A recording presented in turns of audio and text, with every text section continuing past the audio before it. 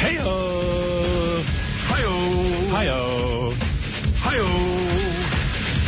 Funny, Ed McMahon in his audiobook couldn't even say hi-oh the right way. It's hi-oh.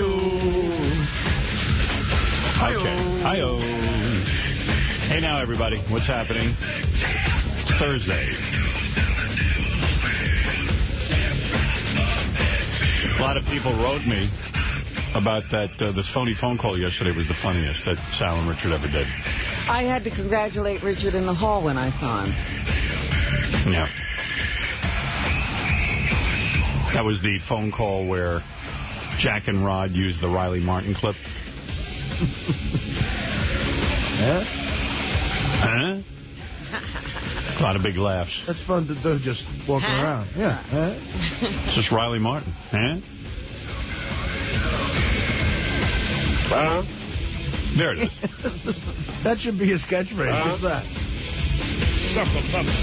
Riley said on his show last night he's not buying me a Christmas gift. Well, was he in the Secret Santa? He wasn't even in it. No, he didn't put his name in there. All right, here's the question all the listeners are dying to hear. Let's get straight to it. Are you going to get Howard a Christmas gift? And if so, what will you get him? And do you expect one from him? Well, actually, Howard does not give me gifts, and the paychecks are piteous. If I give him anything for Christmas, it will be a beautiful, marvelous potato. I wash it off carefully and wrap it genteelly and send him a tater. That's all I can give him. If he had paid me, though, I could buy him something like nice. I'd rather just take the potato. Why pay him? Just give the money, since he's going to use your money to buy him a gift. Yeah, I always thought that was weird, too, when you're like the sole person in the family who works. Uh-huh. And people buy you a gift, but it's your money, basically, that you worked for. It's just weird. Especially if it's something you don't want. Yeah. I don't know. You want to hear the call again? Yeah. All right. I figured maybe... What? Artie, do you want to hear the call again? Huh? Do you want to hear the call again? And we're back with Health Tuesday on the Jack and Rod Show. And today's special guest, Rod, is Joyce Graff, and she's going to reveal what you need to tell your doctor so you're not a victim of malpractice. How you doing, Joyce? I'm doing great. And, Joyce, we have a victim of malpractice right here in the studio. He was a jackhammer operator and suffered major hearing loss. Let's hear it for Riley the janitor. Riley, hi, it's Joyce. Hi. Can you hear me okay? You want to tell me a little bit about what's going on? Jack and Rod, this is not working real well. Jack. You just have to speak up a little bit. He's hard of hearing. I'm sorry. Yeah. First thing you have to do is get a proper diagnosis of exactly what's going on. What diagnosis did they give you? What diagnosis did they give you? What diagnosis did they give you? What diagnosis did they give you? What diagnosis did they give you? Well, coming back to the sorts of things that you need to do, you need to make sure that you understand the diagnosis that is given to you. You're talking over him. He's trying to listen to you. Well, Rod, I'm not making much progress here, so if you can repeat the question, it might be helpful. What was the question again? What diagnosis was he given? What diagnosis were you given? Riley, what did the doctor tell you? What did the doctor tell you?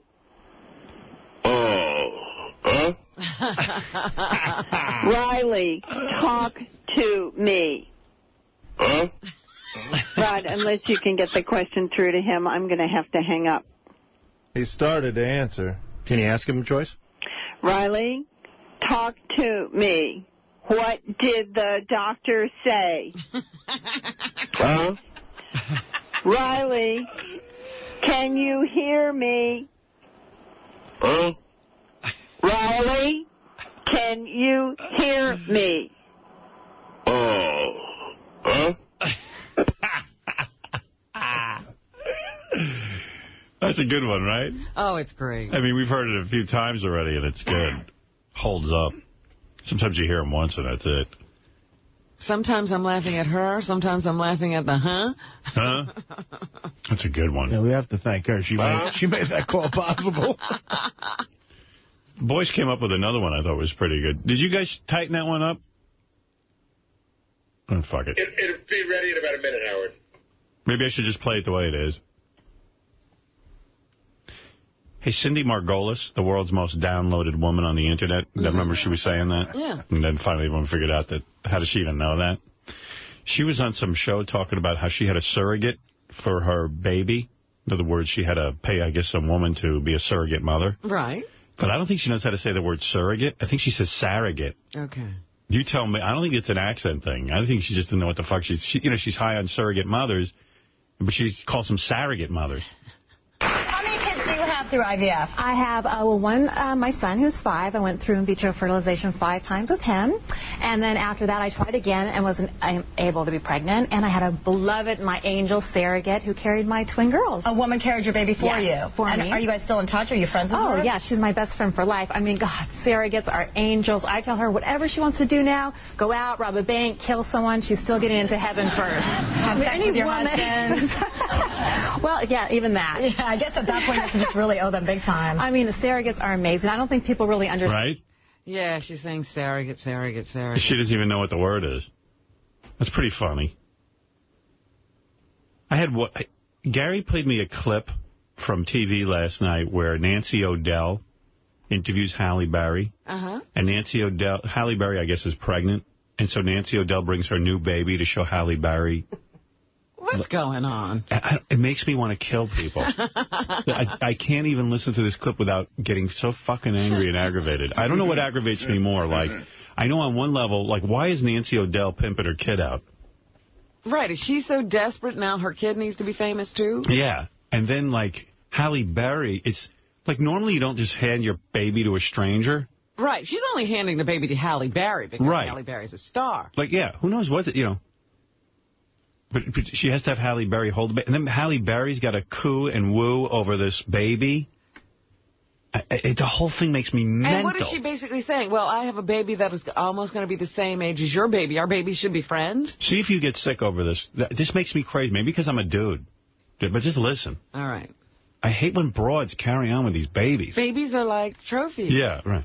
Well, thankfully, the morning sickness is over for Halle Berry, who is getting good reviews for her new drama, Things We Lost in the Fire. And no doubt she's going to be a terrific mom, as she showed what a natural she is when she met up with Nancy and her baby Ashby. Also, even baby Ashby. Baby Ashby. Ashby. Like, everyone's got to have a special name. What the hell? Where'd they get Ashby? You name her after Hal Ashby? Ashby. Ashby. That's real. That's a new one. Where's the baby? Oh, say hi, Sammy. Look at you. Say Halle, meet Miss Ashby. Miss Ashby, meet Halle. Oh, it's a big movie star. You're not supposed to cry. This is what you have to look forward to. Oh, I do? Yeah. Yeah, white baby. Oh. When Halle met Nancy's beautiful little girl Ashby for the first time, her motherly instincts quickly kicked into gear. Say hi. Give her a big smile. There you go. You have to make a bigger, weirder face, because that's what they respond. You have to talk really high like this. Yeah, you got to talk really high. There you go. That's what you got to do. She's a natural, isn't she, Ashby? She's a natural. Yeah. See? You got to make funny faces. I've read this. Yeah, that's what they respond to. I think you got the natural instinct, though. Yeah. Time will tell. That's why a lot of little boys grow up hating women. Jeez. They have to listen to that shit. Shouldn't Nancy's nanny be introducing her to Halle's nanny? Really? Ashby. And, you know, Hallie's got a camera on her. What is she going to do? Throw the baby against the wall? Oh, my God. I don't know. Of course, she's now going to have to try to look like she's entertaining her baby. Why does that clip irritate the shit out of me? Because it's irritating as shit. Yeah, it's just irritating. Oh, my God. You just want to jump out a window. Hallie's mother instincts kicked in, so she made funny faces. You could tell what a great mom Hallie will be because she makes a funny voice. She stopped being a glamour girl and started playing with the baby. You're not supposed to cry. It's a movie star. Really? Yeah, the kid's the only one that's got any sense in this clip. Ashby. You know the two of them are going to be shitty mothers. Ashby. Ashby. Ashby. You know, that's the stupidest name. I can't wait till the kids at school make fun of her. Yeah, she's going to be Ashby. Ashby. But you know what? She's probably going to be good looking like Nancy O'Dell, so everyone will think it's cool. But they'll still call her Ashby. I love when great-looking people have ugly kids. Yeah. It's because on paper it looks like it's going to be the greatest-looking kid in the world. And then when it goes wrong. Yeah, it's so great. Well, obviously, that Shiloh, it's got a lot of pressure on her. Shiloh Kvetch?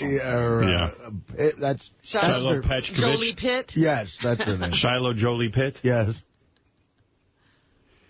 Here's the phony phone call. Let's say incorporated John the Stutterer. And what else is in this? There's a little, I guess there's a little bit of John the Stutterer tape in this, okay? Okay. Hello? Hello, hey, which one of you guys sold my son a harmonica last week? Did you sell a harmonica last week? No, sir, we ain't even had none in here. Oh, no. It's a pawn shop, by the way. Oh, no, my son came down there. We're there all the time. His name's John Boy. He's severely retarded. He's not supposed to buy things that he could swallow. We don't have harmonicas, sir. Now, my son swallowed a goddamn harmonica. Hey, don't call me bitching. I'm not. Hey, listen to me. Yes, sir, I'm sorry. I don't mean to get all nasty with you. You talking to the other guy. I hear you. What's up, partner? My son came down there, bought a harmonica. He's severely retarded. He can't buy things that are small. He could swallow them. He's got a harmonica lodged in his asshole, and he can't pass it. He's severely retarded. My wife's trying to get it out. Breathe out, John Boy. Oh!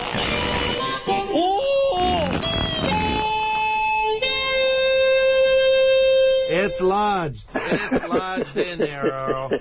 What the hell is so goddamn funny?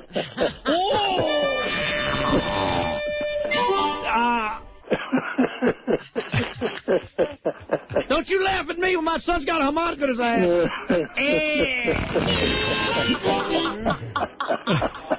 That is pretty funny. Are you laughing at our son, honey? You laughing at my kid?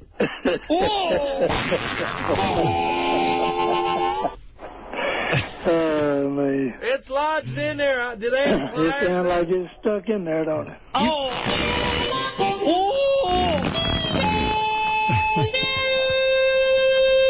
You got a needle nose or a pair of pliers you could sell us? I got one I can give you. Well, come on down and pull this son of a bitch out yourself. Because your ass is stuck up, not mine.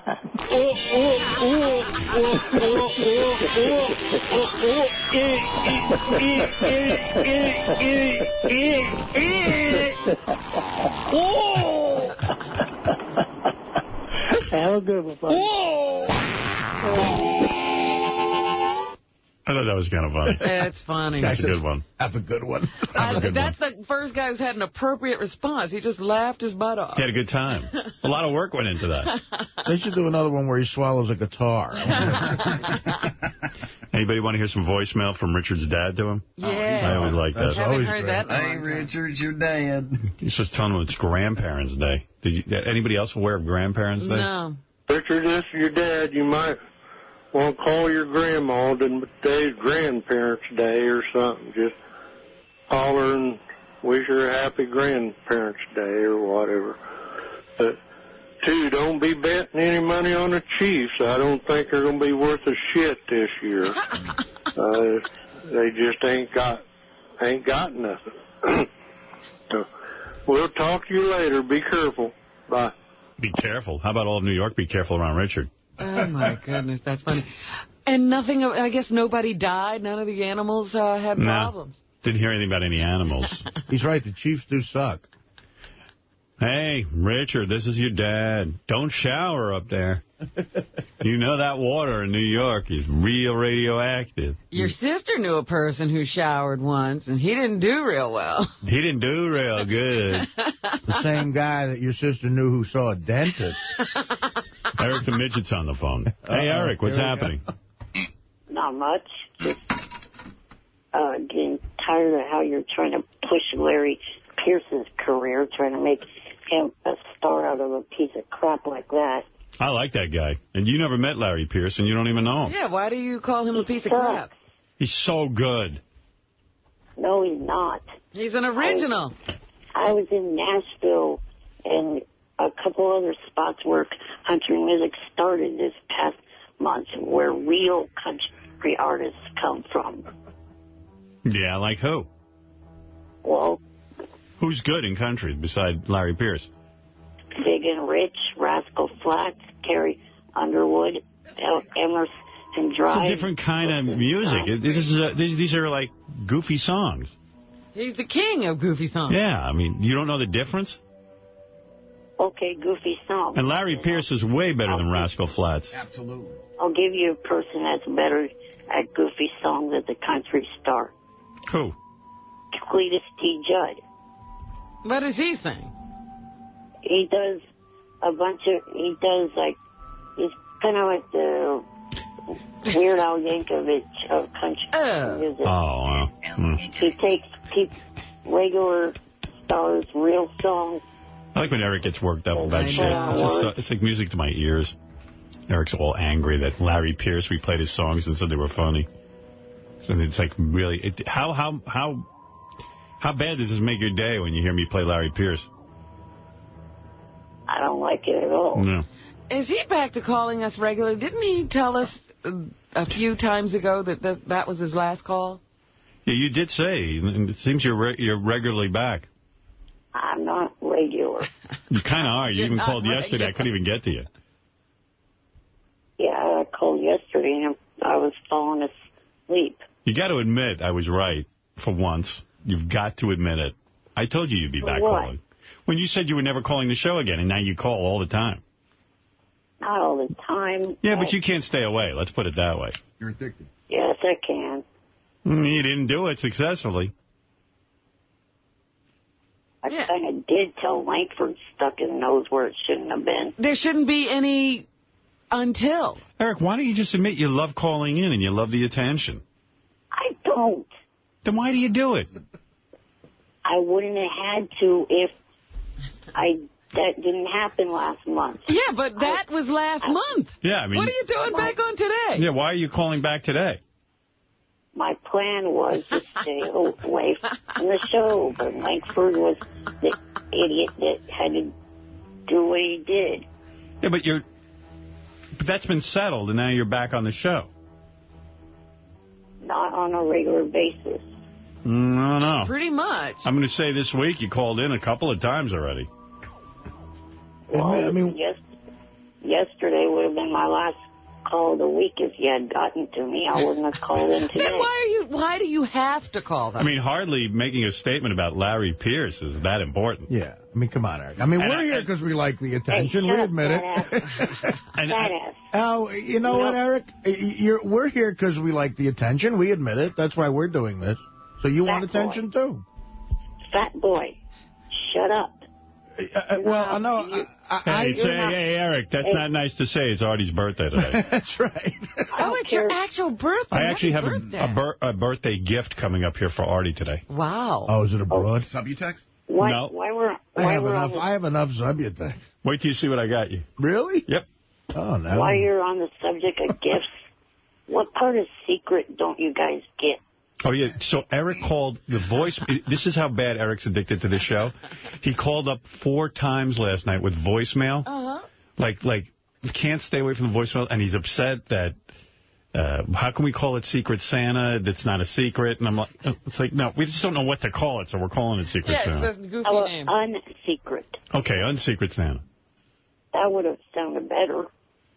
It's not a secret. But he's obsessed and he doesn't know it. I mean, he was calling up the show. You guys don't understand Secret Santa. Eric, you love this show. Just admit it. You're a fan. No, I don't. No. All right. Then I don't understand why you're on the phone. Hey, fat ass, what's your book going to be called? I'm a Loser, Why Don't You Kill Me? The same title as that 90s song. It's directed to you, Artie. Oh. Howard, could you play Larry Pierce for him? Flat, you little homo. Maybe you can't relate to it because you haven't gotten laid yet. You know, seriously. No, that's not why I can't relate to it. Rascal Flatts is big amongst 32-year-old virgin douchebags. Yeah, whatever, John Belushi wannabe. I got Belushi by 7 years, man. Well, I guess this conversation's not going anywhere. Yeah, it's not a very good conversation. No. Could stay on all day with him. I know some people write us, why do you take Eric's phone? I don't know. I could just listen to this all day. Even its longest, awkward silences. I love it. And think they must dominate Eric's day, long, awkward silences. Why do I love Eric so much? Why am I so fascinated with Eric? Well, I think a lot of people are. I mean, he's a tiny freak, but he's a douchebag. Most tiny freaks are nice to people. Right. You're not a tiny anything, are you? I'm a tiny aggravated at you this morning. Andy, you're on with Eric the Midget. Hey, now, what's happening, brother? Hey. Eric, I knew you'd be back. You tiny little freak. Hey, Howard, you know what you got to play? You got to play the high pitch, Eric. Who's high pitch? I know it's you, Eric. That's just the best, man, when he calls up. That is a good one. Hey, Eric, why don't you just embrace it? Come fucking climb there, fly the balloons, you little freak. Come on. I love when a guy calls in too, Howard. He's amazing. He's an amazing guy. Oh, I can't get enough of it. I can't get enough. I love it. I love that Eric's back. I do, too. It's great, but I knew he would be. I love being right. He almost proved me wrong, but I was right. He held out a lot longer than I thought, but he finally crumbled, and he crumbled in a big way. Yeah. He caved right in. It was like an alcoholic taking that first drink.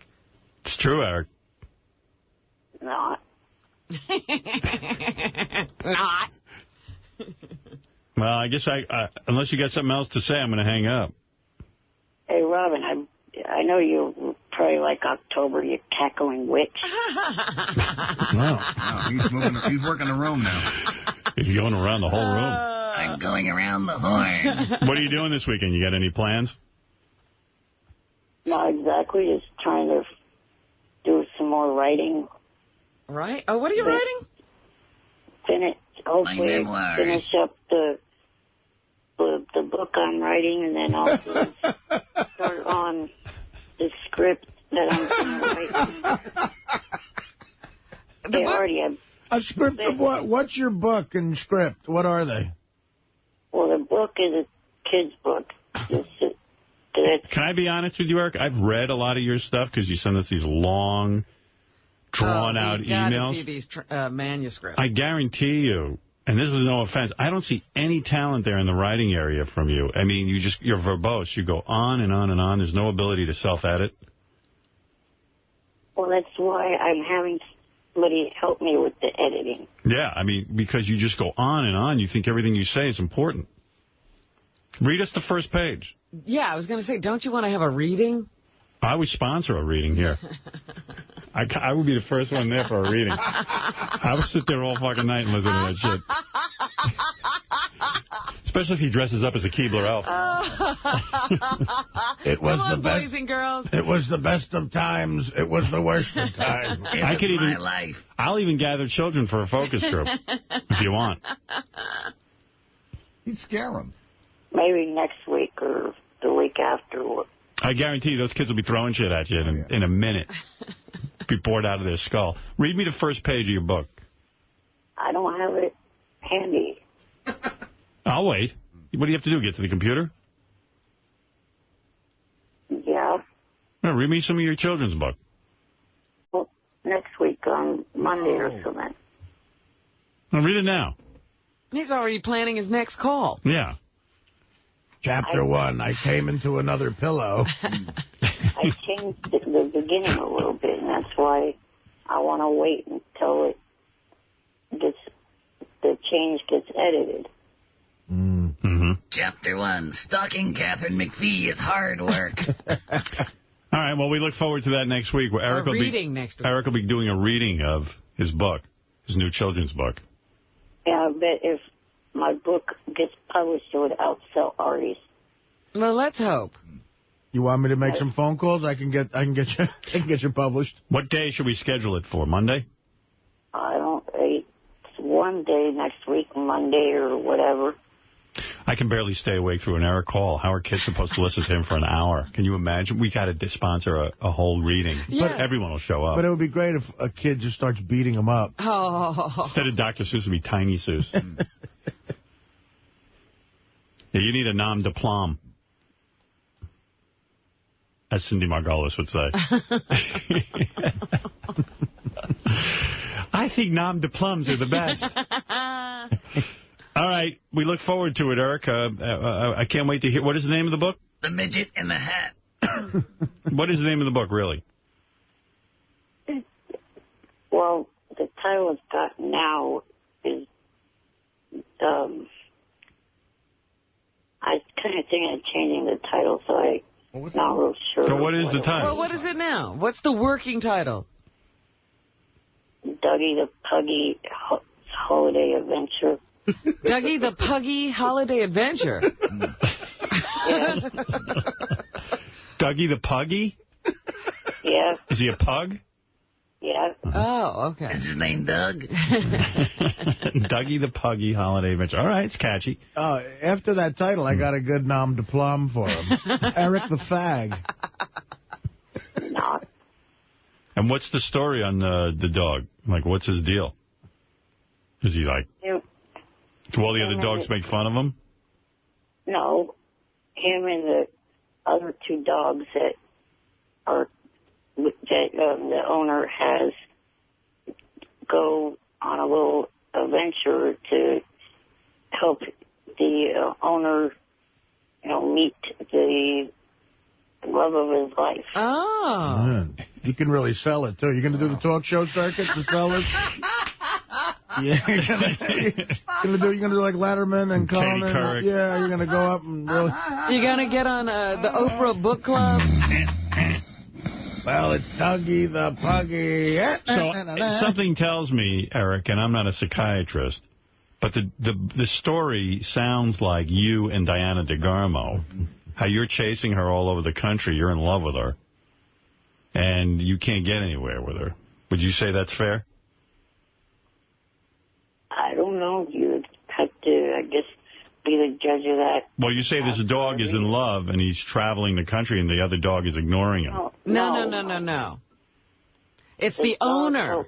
The owner. Oh. The dog is trying to help the owner get the love of his life. So, in other words, this is your imaginary tale. If you had a dog, that would help you get Diana DeGarmo. We're the dog, in a way. Well... We're trying to help. Well, Eric's the master. Right. And the three of us are the three dogs. Right, and we're trying to help him get... Were you inspired by Diana DeGarmo? Yeah. Yeah. Does sound familiar. Dougie, slip some LSD into her Kool-Aid. Is the girl the guy's in love with on American Idol? Yeah. Oh, my. Oh. You've read this book, Howard. I can't wait for the reading. Does Chapter 5 have to do with a restraining order? Eric, why have Doggy the Puggy? I mean, Dougie the Puggy. Why not just write your story about how you're in love with Diana DeGarmo and make it an adult book? Because that would be too creepy? These poor kids are like involved in his creepy nightmare.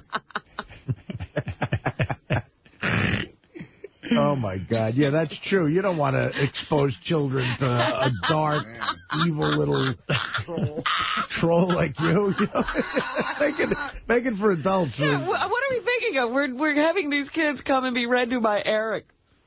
Eric, seriously, if you write this book, I'll set up Some sort of, like, place where kids can hear the story. A great name for a book about you, Eric, unfortunately was already taken by Stephen King.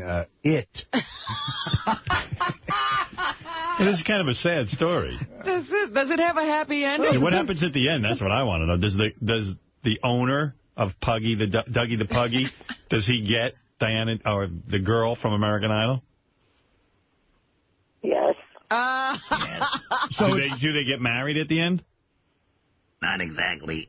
Well, it's actually kind of implied at the beginning. Implied at the beginning. So it's the book is science fiction? Yes. Is the owner of Dougie the Puggy a little person? Yeah.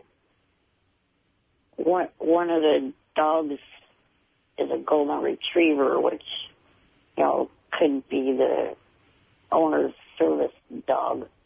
They use those as service dogs. Yes. It's a fascinating story. Yeah. I'm sure the kids are going to just jump all over this. I think this is going to be made into a movie. I think I'd rather read When Roast Beef Could Fly or something. Well, Eric, I admire your spirit. Of course, with you, it would be a book about food. Now, how far... Roast beef is a metaphor. How far are you along in the book, Eric? Actually, only about 4 pages. Oh. So you write little books, too? Well, okay. Next week we'll have a reading. You just read the first page. I mean, just get to writing. You've got the whole weekend. Yeah. You know the story. Let's get it down on paper. I'm pretty sure I could write this story. Where are you further along? Is there a scene where is there a part in the book where you call this girl the girl that he's in love with, does he call her mom over and over again? No, he does not. No. The dog takes care of all that. Right. Do you wish, in a way, you had Dougie the Puggy who could make your dream come true of getting Diana DeGarmo? Is this your secret wish? I don't know. Mm-hmm. Is there an evil radio host in the book? No. No. I would be honored. All right, Eric, we'll hear from you next week. The book actually is, so far, pretty celebrity-filled. Oh, is it? Why is it celebrity-filled? Well... People love to read about celebrities. It's a charity event, and the charity event will be, a music event. So there's all these different music stars that I named in the book, and also reality TV people that will be hosting the event. Well, it sounds fascinating. Hey, Howard, this makes sense. I just read in page 6, Diana DeGarmo is writing a book. It's called Go Away, Little Monster. Well, Eric, I wish you luck with this book. I do. And take your little dog with you. And I'm very excited to have a reading and hear what you have to say, okay? Yeah, I can't wait. Oh, man. All right. Thank you. Hey, Artie, how many brain cells have you actually killed with coke and heroin? Hey, not enough to get fired, Eric, good thing you stayed on the line. Carrie Underwood's on the phone? Oh. Carrie? Yes, Howard, how are you? Good. How are you? And welcome to our show. Oh, thank you so much. It's a pleasure to hear from you guys. Okay. Eric is on the phone. He is a big fan of yours and probably would like to say hello. Oh, hi, Eric. How are you? Hello. This is Carrie Underwood. How you doing? So I heard about your book idea. You like the book? No, I hate the book idea. I don't think it's going to work out for him. Wow. High pitch. Have you been threatened with any arrests lately? This is not high pitch. This is Carrie Underwood. Yeah, that's why you tripped and almost said Catherine McPhee. This is Carrie Underwood. This is not high pitch. Who's high pitch? This is Carrie Underwood. This is not high pitch. Eric, I know that high pitch has tried to fool you in the past, but this really is Carrie Underwood because her agent called and set this up. But Howard, you didn't hear him. You didn't hear high pitch trip and almost say that he was Catherine McPhee. No, I heard Carrie Underwood. I never said that. I didn't even hear her say that. I caught that. I did hear that. No, I really didn't. This is Carrie Underwood. I didn't hear that. Did you, Robin? No, but, I mean, you got Carrie Underwood on the phone. Why are you arguing giving with her a hard time? Talk to her. You can ask her whatever you want. It's fair game. Go ahead, Eric. High pitch is working. He's got a job. Yeah. High pitch doesn't have time for nonsense anymore. right. I don't know who High Pitch is. You don't even know who that is. No, it's a Carrie Underwood. So High Pitch, you haven't had any big guys come in pretending to be the police to arrest you after prank calls? I don't know what you're talking about. Who's High Pitch? This is Carrie Underwood. Well, I could see this as a waste of time, Eric. Yeah, you're wasting this opportunity. Thank you, Miss Underwood. Oh, you're very welcome. All right. Bye-bye. Bye-bye. Carrie Underwood is great at improv. Yeah. All right, Eric, we'll hear from you next week. Thank you. All right. Bye for now. I'll be calling Bridget's show tomorrow, hopefully. Okay. We'll look forward to that as well. Thank you. Bye. That'll be on the Playboy channel. I was going to say, is that the Playboy girl? Yeah, Eric makes the best calls to the Playboy channel. Has he called them again? No, this would be the second call. I see, okay. Did you guys hear? You heard that tape, didn't you? Yeah. I played that for you. How? Anybody want to bet if they'll pick up for... Eric brought that show to a screaming halt. So now... Screeching halt. So now he's a regular on that show as well? Well, he hopes. Oh. I set it up. He calls every week, and they rejected his phone calls. Like, they didn't even want to talk to him. They didn't give a shit about him. Like, we're the only show that even gives a shit about him. So when I found out he was trying to call in, I said to the guys here who work here at Playboy Channel, we just take his call. We want to hear what he finally says to this broad.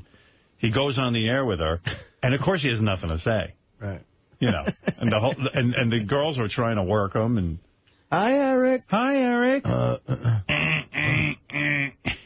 He starts telling him he's on their friends list, on their MySpace pages, and giving his address. I'm playing it again. What do you think? It's so funny. Should I play it again? Yeah. Absolutely. On Thursday, I hosted my live web chat, and, we have a caller. Meanwhile, it was all set up. She's pretending like, oh, well, look at this. And we said to them, you got to take this guy Eric's call. So she knew we'd play it on the show. And even with all that pressure, nothing happened. Hello, is this Eric? Yes, it is. Hi, Eric. This is the Bridget and Wednesday show. Good morning. Good morning. I'm here with Juliana and Regina and Anastasia. Hi. Hello. Hi, how are you doing? We're good. How are you? I'm good. What's going on? Like, meanwhile, they're waiting for him because he's been calling for weeks. They're waiting for him to say something. Right. He must have something to Usually say. when I say, I'm good, and then he leads into a bit of conversation. Right. Except it's like he's waiting for them to lead him. Not much. I just wanted to call, say I've been listening to the show. I like the show. It's kind of a short one, though. I kind of wish that it would be more than an hour. Oh, well, I just kind of go through and give an insight of what's going on at the mansion. I don't want to give away too much. Right. Yeah. What else should I talk about? Oh, I don't know. She should be fucking livid right now. Go, you motherfucker. You make Howard Stern... Howard Stern makes me take your call. You've been calling for weeks and you fucking don't have anything to say? I'm struggling here. I also like watching the show every week. Oh, good. Thank you. Yeah. I just wish it... What was that noise? Well, I don't want to play that part back again. On a different network. Yeah. The show every week. Oh, good. Thank you. Yeah. I just wish it was on a different network that would allow it to be, uncensored. Oh. Yeah. It's embarrassing. Oh. Wow. I'm charming them. Man. And he wrote me a letter, like 5-page letter afterwards, saying, why did you make fun of that call? I was great. He's a horny little fuck. He thought it was great? I think he thought it was perfectly reasonable. Wow. You gotta buy the DVDs, and then you get all the cussing and all the nudity. Oh, okay, they are uncensored DVDs, and okay, cool. Yeah. But on TV, they have to censor it, so... Yeah. I live up here in Sacramento, kind of where you grew up. Oh, awesome! That's cool. Yeah. Why is that cool? She doesn't know what to do with this guy. You're a tiny version of every asshole I moved away from. All right, well, what's your favorite episode? Oh, let's see, what would be the favorite episode? Is it the one where we came to Lodi? Oh, it's just insufferable. It goes on for 7 more minutes. I just can't do it. And she's good. She keeps that upbeat, sort of smile in the voice thing going. She must go home and beat people. Yeah, that was a good one. Or where Wednesday goes dogatonic. Oh, yeah, that was a funny one, too. That was my favorite. Yeah. All right, Eric. Well, we got to move on, but thank you so much for calling in. All right. I think Anastasia's, your sister's real cute. Anastasia. Oh, man. I don't know who's... the whole thing is an abortion. You know what she's like? You know those waiters at, like, those TGI Friday places that have to be giddy all the time and sing happy birthday? No matter how big an asshole the customer is? Those people, I feel, do go home and, like, contemplate murder. I ordered my fries an hour ago. Oh, no. You got it, sir. And I heard it's your wife's birthday. Thanks for the whole $1 tip. Yeah. Asia. Thank you. You're welcome. Well, maybe she'll have to get your number later. Oh, don't tell him that. Oh, Eric's now got, hey, I'm talking these girls into giving me a number. They said they wanted my number. I tried to join her MySpace page, but you have to enter her email address or her last name, and I didn't know either one. So you know what? Her original MySpace got hacked into, so now she's really picky and only lets friends in. Like people she knows, for sure. Sorry. Yeah. I'm on your page, and I'm also on your brother Eddie's page. Awesome. All right. Well, thank you, Eric. Wow. Awesome. We're incredibly creeped out now. Goodbye. You're on my page and my brother's page. Could you imagine? Where are you going? I've got more to say. Is that the worst pickup line ever for a hot chick? I'm on your brother's page. Yeah. My display name is WWE fan Eric L. And because of his speech and everything, you don't know what he Yeah, goes, you can't get this address. They're writing it down. Are you getting this? Yeah. Do I need to speak slower? Wait. All right, well, thank you, Eric. My display name is WWE fan Eric L. So if you wanted to, you could find me on your page and then add. Awesome. I'm going to have Awesome. We're trying to hang up on you. Take a hint. Take care. She can't get to the computer fast enough to check on that. Thanks, Eric. We're going to check on that. And he won't leave, right? No. This is great. That's typical Eric. You know he doesn't like to be hung up on. I love Eric. And he thought this was a great call. Oh, yeah. He can't hear himself. Bye-bye. Bye. In Eric's defense. Anastasia, you have a crush. Oh, boy. For once, it's the other way around. You have to go to MySpace and check him out. Yeah. You might be hot. You might want him on your MySpace. Yeah. Do some correspondence. You never know. Although I do resent You never know. Yeah. I do resent the ladies. I mean, they're not going to... I wish they would go out with Eric. Hot chicks laughing at him now on TV. He's our guy to laugh at. Yeah, that's mean. Don't laugh at him. We can only be mean to him. They're really goofing now. Oh, maybe you want him on your MySpace page. Yeah, maybe he'll be hot. I got news for you. I have a lot in common with Eric. I heard a lot of those laughs in high school, too. Yeah.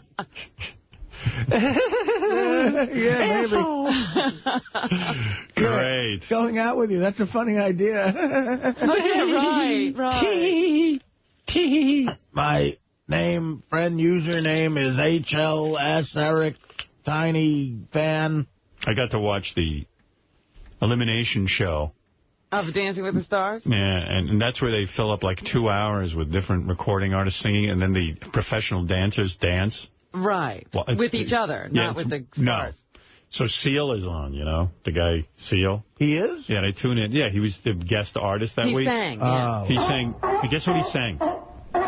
Kissed by a rose, and that what same, else is he going to say? It's unbelievable. I felt so bad for the motherfucker. I mean, how old is that song already? Maybe 10 years. Is he making a whole living from that song? Yeah. Did he write that song even? I think he did. Well, wasn't that for Batman or something like that? I mean, Jesus Christ. He's probably like, I got to sing that again? His only other hit was Crazy from 1991. And it ain't what you can't dance to that. On a bridge is. Kissed by a rose on a... What is it? Kissed on a rose? Kiss by a... Kiss from a rose? I don't know. It's a nice song, I mean, but... Man, he parlayed that into banging Heidi Klum. I love that. Beth was explaining to me, she lived in Germany for years. She said a lot of German chicks love marrying black guys. Yeah. She said it's like a thing. Germans love blacks. No, they don't. The women love them. Oh, they're German. No, but look at Boris Becker. Didn't he marry a black chick? Yeah, he did. Yeah, I'm telling you, they're crazy for blacks over there. The two Germans we know. Well, if there are any chocolate singles out there, the way to go is Germany. I told you I was in Cologne, Germany for a week shooting that movie with Cuba Gooding Jr. And there was a club right next to the hotel that I actually pulled a broad out of one night because I was in the posse with Cuba. And you have black features. Yeah. You can be black. And going over there were all these hot blondes, and they were surrounding, like, Cuba Gooding Jr.'s entourage. Right. Because they knew they all worked with the movie One, and they were all these black guys dancing with smoking hot blondes. Yeah. Like, really, like Playboy-type hot chick. And the great thing is Seal is so black. Yeah. And Heidi Klum is like the whitest girl on the planet. It's blonde hair, direct supermodel. Opposite of the color spectrum. Yeah. You don't think those two go together? And you know what? Heidi Klum is so white, but Seal is so black that the kids they're having together are really black. Yeah. They're dark-skinned. I saw one and I thought... He's so black. No, I haven't seen the kid. I have seen pictures. They're so black because he's so powerfully black that he overpowers... He's erasing the white? He's erasing the white.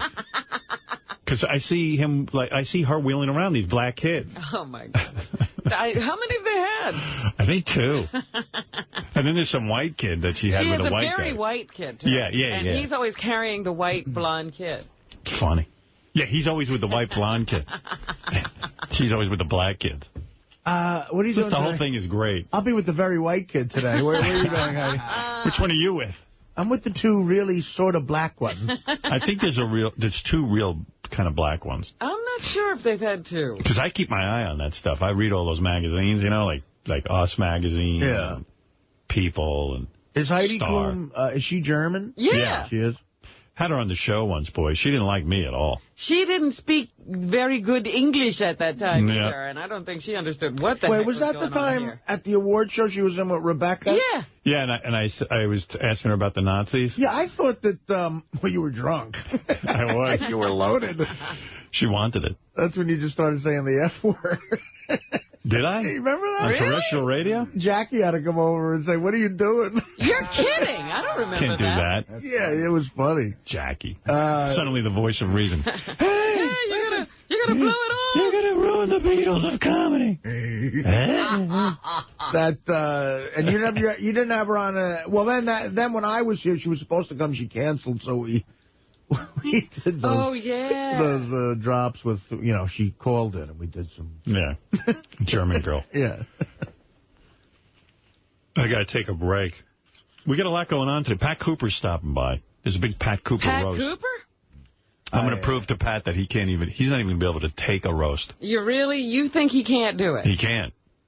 I'm doing that roast, and I'm like, I started writing jokes for it, and because like Pat's already defensive about the roast. He's going around saying, you know what? All these guys who are roasting me, these so-called comics, they're all shit anyway. He goes, I've never even heard of any of them. Lisa Lampanelli's the roast master, which is odd because that's true. It's usually an old-time famous guy. No, none of the old-timers like him. Right, that's the thing. That's the problem. I'm going to tell Pat that. I'm going to say all his contemporaries just can't stand him. Well, here's the issue. It's like, it's all the comics, it's Lisa and it's me, it's Greg Fitzsimmons, and we know him mostly from your show. Right. So like, all of the jokes go to his family. Because that's what brutal. We know about, and man, it's, he better have a thick skin because I don't think I'm particularly brutal with that. But my guy, Jeff Ross is doing it, and if it goes to the family that we heard on your show, that's going to be nutty shit, man. Yeah, I was sitting with Jeff Ross on a plane. I was telling him about Pat Cooper. Hey, Mike, you're on the air in Boston. Hey, now. Hey, now. Hey, Howard. Hey, the porn star game yesterday was good, man. I thought it was funny when Will told Kathy to take her shirt off. All right. Well, that should hit Howard TV tonight. Thank you, Mike. Hey, what about about the Britney Star? That hasn't been on the Howard TV yet. It hasn't? No, I've been looking for it. Doug, when will Britney Star... Who is Britney Star? I forget already. The one I made out with. Oh. Hey, when's that going to air on Howard TV? Doug? I heard Ganji do a promo for it on one of the commercials yesterday. I thought it started airing yesterday or the day before. So it seems to be confusion. Is that on the air already, Doug? Britney Star? Yeah, I'll talk to this guy off the air. I don't know what's going on with the system. Maybe he didn't look in the right place? It's a daily show, and I think it was from 10-2. October 2. I think it was 10-4. Okay, then 10-4, but it should be up there. I saw it on my system last night. It's up there. Stay on hold. I'll get your information. On Howard TV, it goes from 10-3 right to 10-8 to Fat Bob or whatever. All right, hold on. We want to find out why that's happening. Hold on, Mike. All right, thanks. All right, Doug. Howard, I just found Seal's kids' names. What are they? They have two kids, Henry Gunther Adamolo Dashtu Samuel. Adamolo Dashtu Samuel? Yeah, that's one name. There's two of them, right? Yeah. I told you. I saw there's 3. No, there's 3. It's a white one. They have 3 kids. The white one is somebody else's kid. Right. It's not Seal's. And then Johann Riley Theodore Tewu Samuel.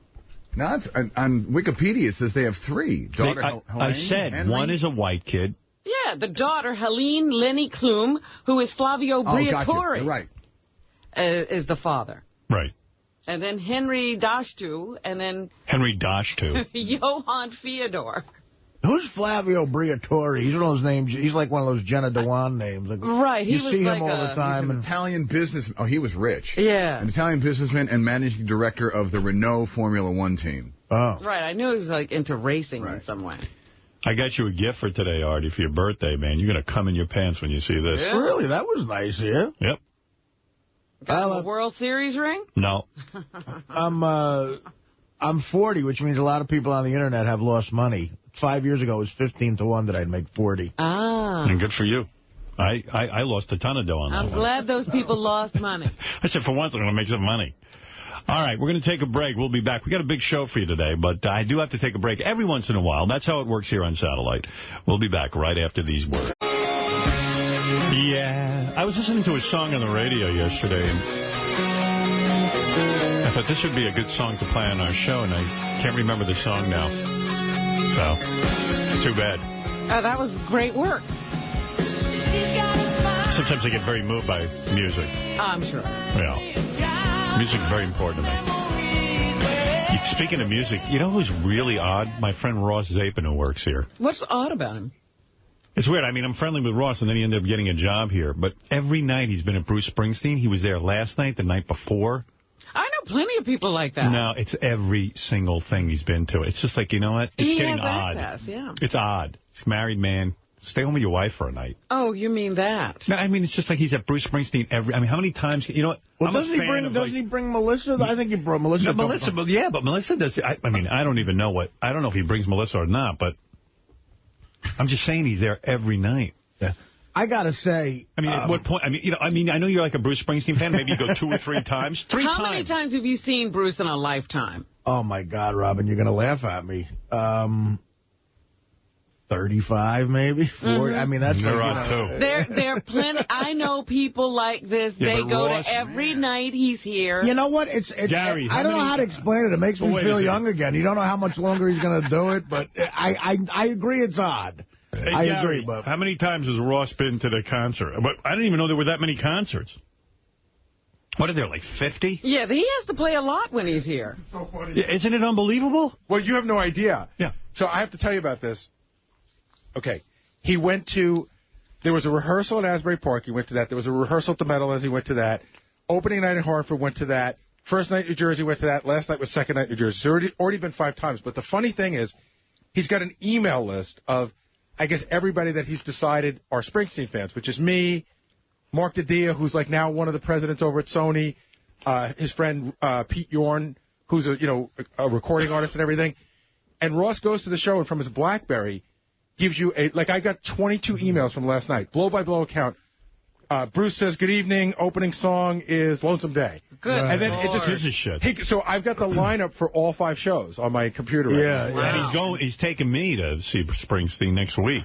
And he's nice enough to call me, because I don't do email. He calls me every time when he's got tickets and stuff. And I've been a couple times with Ross. It's fun going with someone else who's that into it. It's odd. Now, are you sitting, Howard, or are you going on the side of the stage? I don't know what I'm doing. Because I'm going the same time you're going, but like sitting down. I'm sitting down. Are you guys going Thursday, or you don't know? You don't know when you're going? I don't know. Right. So I don't know when all these days here I couldn't make. So yeah, because you have a life. Right. Well, I got on the 18th, I was definitely going to go, but I'm doing Jimmy Florentine's charity gig, which is a good thing I would never, try to get out of. You going to that, Robin? I don't know anything about it. What do you mean you don't know about it? I don't know anything about it. Mike, come on. Maybe Jimmy feels funny. It's probably about his old girlfriend. It's a bad taste to bring Robin to the charity for his old girlfriend. I got to do this thing. I got to wrap things up, But you know what, Robin, for charity. Jimmy, you going to wrap things up? I'm going to wrap this thing up, and then I'm going to go over and, Robin, I'm your favorite charity now. So. But, Jimmy, now that you're with Robin, it's weird having the charity event about your old girlfriend. Yeah, well, let bygones be bygones. Right. Robin, do something for charity right now. It's October 18th at the State Theater in New Brunswick, New Jersey. I think you go to statetheater.org. And she'll be there. Just for charity, say Robin might be there. So go. There's still tickets. She might be there. Oh, she'll be there. October 18th, State Theater, New Brunswick. It's all for charity. She's running the whole thing. Yeah. I am? Yeah, she's running the whole event. Come see me and Jimmy, and you may catch a glimpse of them making money. Don't you know some people over at IBM that might want to buy some tickets or something there? There.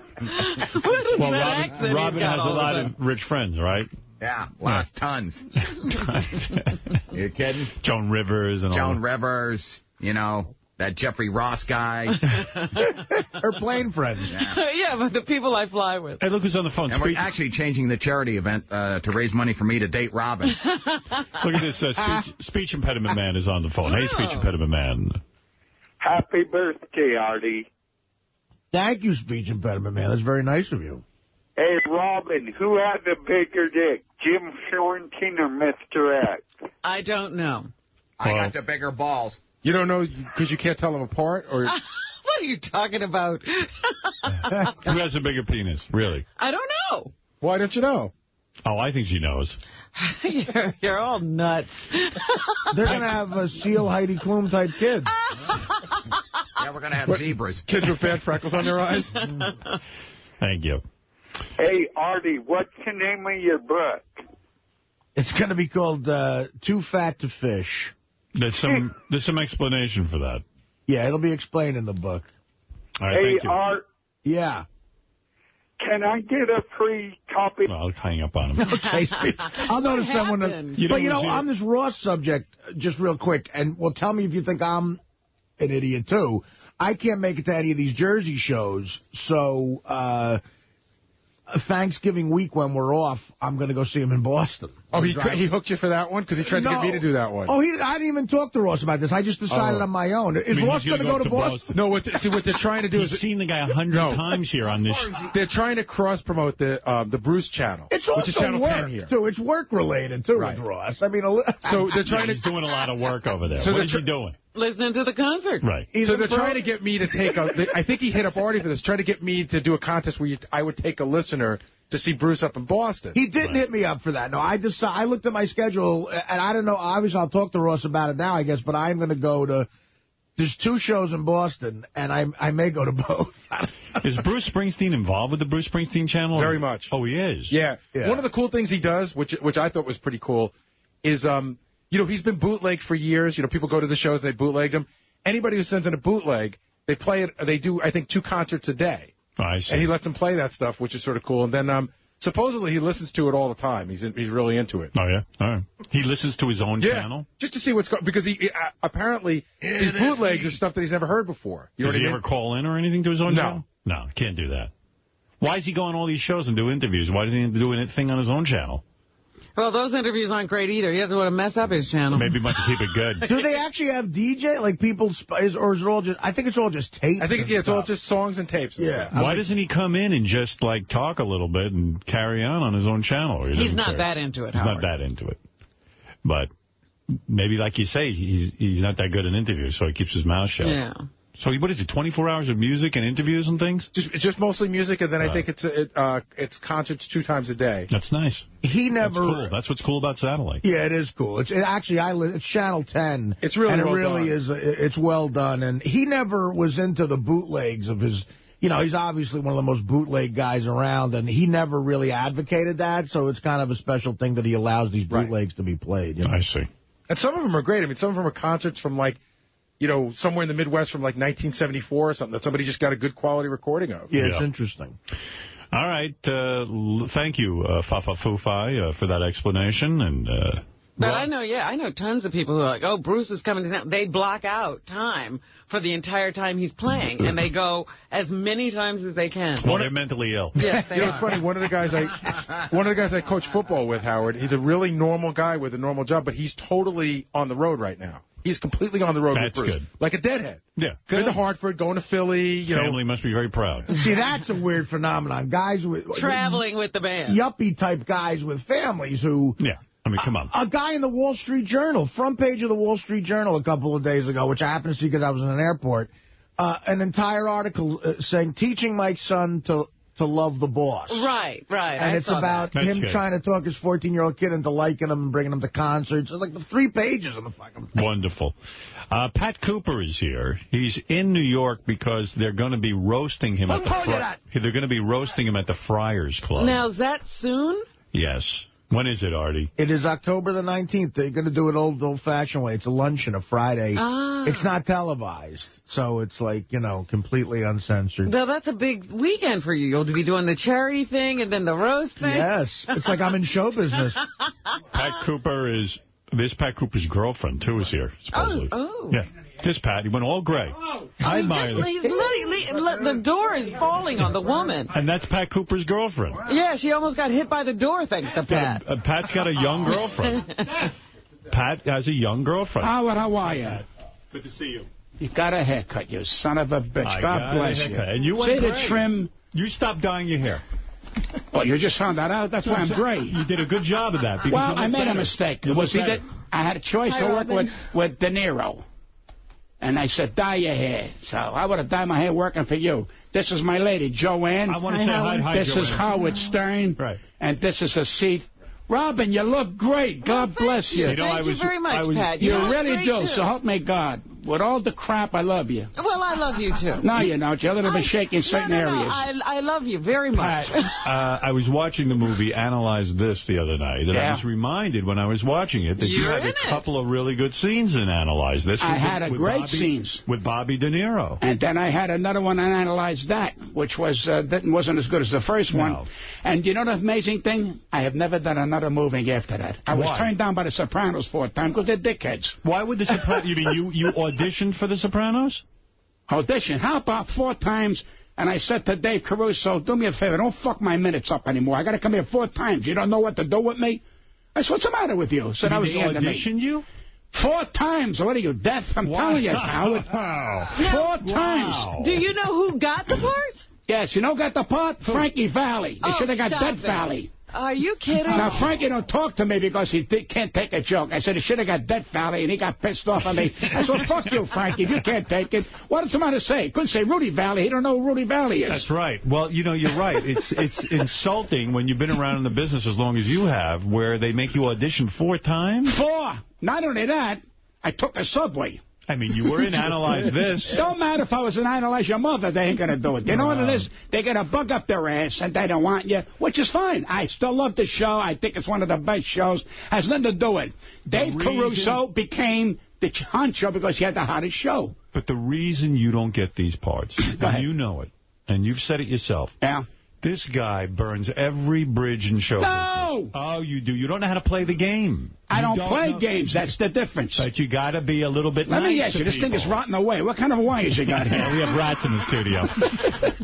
If you just learn to play the game. My age, at 78, you want me to learn? Even when you were a young man. You know why I'm a success on this show? Why? Because I am who the fuck I am. If I listen to you, I'll be kissing everybody's ass. No, and you know, you'll say to me, next. No, but you get the reputation of being impossible. I don't care. You don't care. Because I'm not impossible. Wouldn't you have been a bigger star? I don't want to be a bigger star. What is your problem? Yes, you did. You wanted to have a sitcom. You wanted to have all of those good things. Can I tell you something? I talk to you like a brother. On my great kids I should ever see again. I sitcom I never went after. I never went after nothing. You know what I went after? What made me feel good. So, and the big thrill was like you. When you were Howard Stern before Cyrus, you did things that nobody ever heard of. Right. You fucking did things. You was magic. Right. Say, now it's over. You'd like to think that, don't you? Well, because, Howard, I love you, and I talk to you. Right. Now, another guy would say, oh, Howard, I love you the best, and kiss your ass. You don't want that of a man. You want a man. It's over. I think I'm having a blast. We're doing some good radio. Some people say, we're not doing what I love. Howard, I said it, and you've heard my shit. Why do you keep calling me to ask me about what I think you? That's ridiculous. I said you moved uptown. Did you get that? No. What does that mean? I don't know what you're talking about. Howard, you're a fish out of fucking water. What is your problem? What are you talking about? Well, why do you stick microphones? This is exactly what I'm talking about. You come on the show, you might be able to get some work if you would. I got more fucking work that I can handle. Joanne, let me ask you something. You are his girlfriend. He's a lot of work. You are his girlfriend. And it's got to be very difficult, is it not? Actually, he's not that bad. Now, how did this romance He's not that bad. He's not that bad. Are you in love with Pat? He's a hard man to love, isn't he? I try to love him. He doesn't let me. Is he a tough man to love? No. No, because I love Pat. He's a good man. I really do, really and it makes it so difficult to love him. It's almost like you guys have a love-hate relationship. No, he has the hate and I have the love. Yeah, that's how it goes. He smacks you in the head every time you try to get close to him. What is it?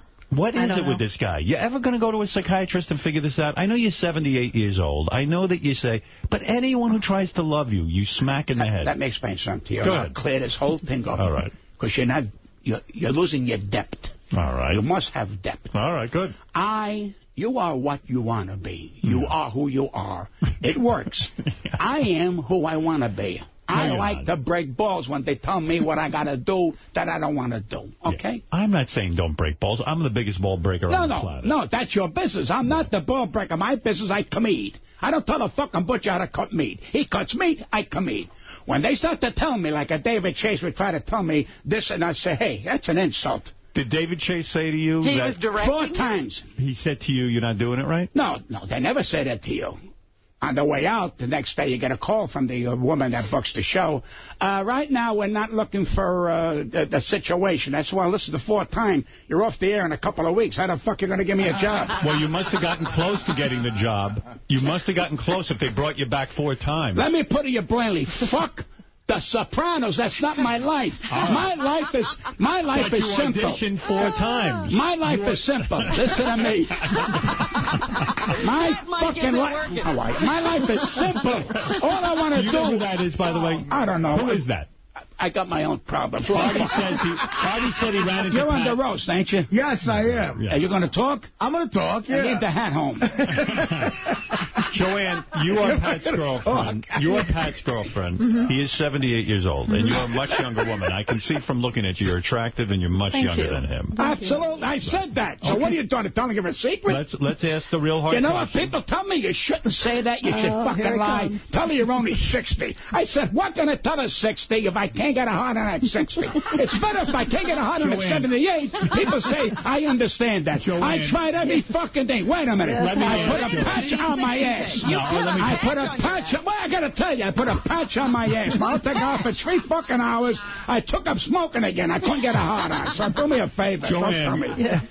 Pat is very honest, and that's what I love about him. He says he can't get erect. All right. You seem like you got a beautiful body. You keep yourself in shape. I could see why Pat's attracted to you. Thank you. I understand. This is a big score for him. Having a no, it ain't a fucking score. What are you talking about? No, I'm saying we happen to like it. I didn't go after I want to get in her pants. Oh. I took her to Italy. I took her to Spain. But you're not with an ugly woman. You're with a nice looking woman. What? I would take you to Italy or Spain, too. What's the big fucking deal? She is an ugly woman. Joanne. Is it? I know Pat says he tried to be romantic, amorous with you. He kisses, he touches his breast, if I may say. Wait, I don't touch fucking nothing. You never touched her breast? What? It's your problem. I don't touch nothing. I don't want to embarrass you. Why? You're not embarrassed me. I'm fucking dead. Has he ever tried to make love to you? Yes, I grabbed her by the ass this morning and I passed gas. There's your fucking answer. So, Joanne, is he telling the truth? He's never had coitus with you? He's never had sexual relations with you? I have never got into her vagina, okay? You want the fucking truth? Let the woman talk. People bust my balls. Oh, my God.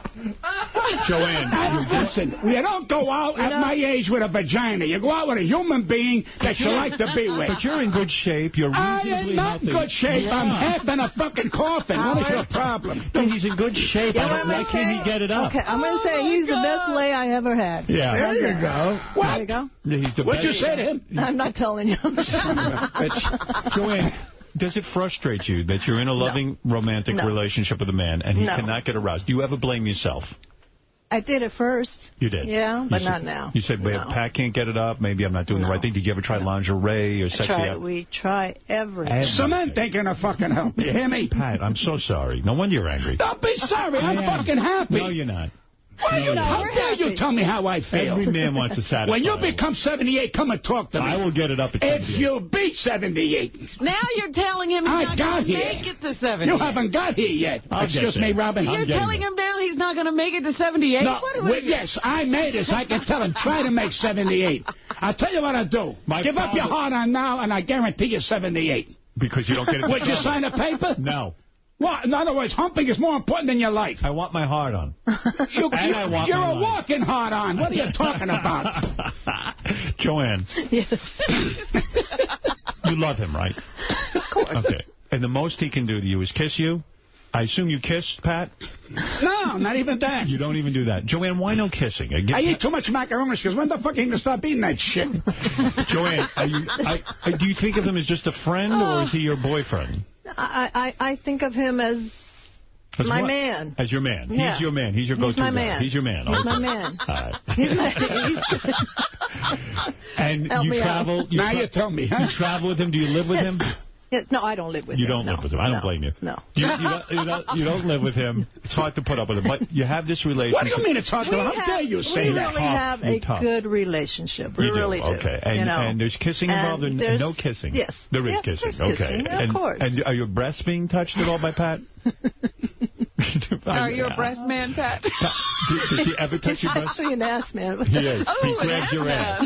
Oh.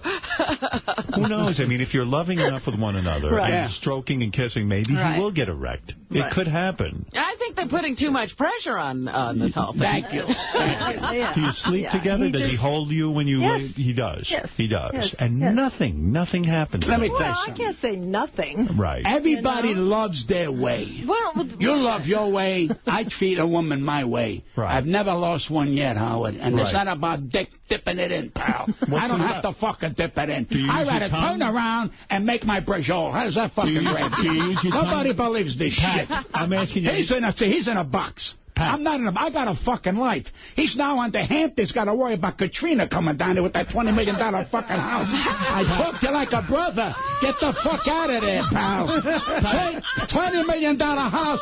Fucking guy now's got a pipe, has a dog and a girlfriend and a fireplace. He's out of fucking fish out of water.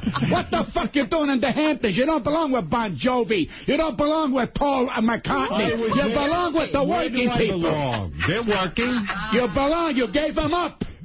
Now we got to pay $12 a fucking month to listen to shit that we got for nothing. And what is he doing? He's doing the same shit for nothing that we pay $12. See, I've embarrassed you. That's what's happened. I shouldn't have brought up your sex life. You're embarrassed. Fuck my sex life. I love to talk about it. Vagina. What the fuck more do you want? Pussy. All right. I used to eat it. I used to swallow it. I dipped it in. It's fucking over. He's not eating it anymore? But you're not eating. He won't lick you, Joanne. He will not do that. Do what? With your mouth. I eat everything. I eat fucking thing that moves. Do you lick her? No, I don't lick her. She's ticklish. You don't like that kind of thing? One day she sat on my face and I almost lost my breath. Do you hear what she just said? You're so busy. You're so busy talking, Pat. You didn't hear. She said she likes to be licked. I don't blame her. Right. I got a dog that likes to be licked. What the fuck does that tell you? Do you see how sensitive you are, Pat? How are you going to take being roasted? Number one, you've already attacked the people roasting. You said they're all nobodies. And they're not no. Here's what I said. Don't put words in my mouth. What did you say? I'm going to quote him. Who are you quoting? I am yourself? a rancher. They're part of the herd, so go back to your fucking corral. That's what I said. There ain't nobody like me on this fucking planet, like there's nobody like you. So I stand up. I have no disrespect personally for them. I'm the big fucking honcho. I'll take on any fucking comic you got, and I've said it to you for years.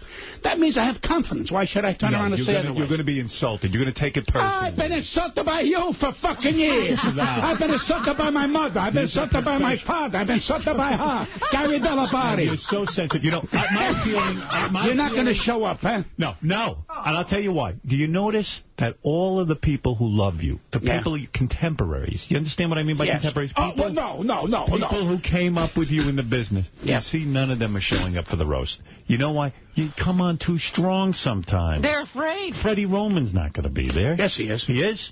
Is he Dick Capri's going to be there. Dick Capri is going to be there? Bells is going to be there. Oh, he is going to be there. Well, I got him. Listen to me. They're fighting to get to the fucking microphone. Are you serious? I was roasted in Florida last winter. What the fuck you want me to tell you? And how do you react when these people... I love it. I say to myself, this is fucking war. Let's sit down, because I've done 15 of these things, and I closed every one of them, so why should I be afraid? I want to do a trial run here today. I've invited 3 comics to come in and do a little mini roast of you. I want to see you sit there and take it. Wait a minute. I came here by subway. I ain't getting a fucking dime. Now I got to turn around and do it. That's right. No, you sit there. Sit on the couch and let these guys say some shit about you.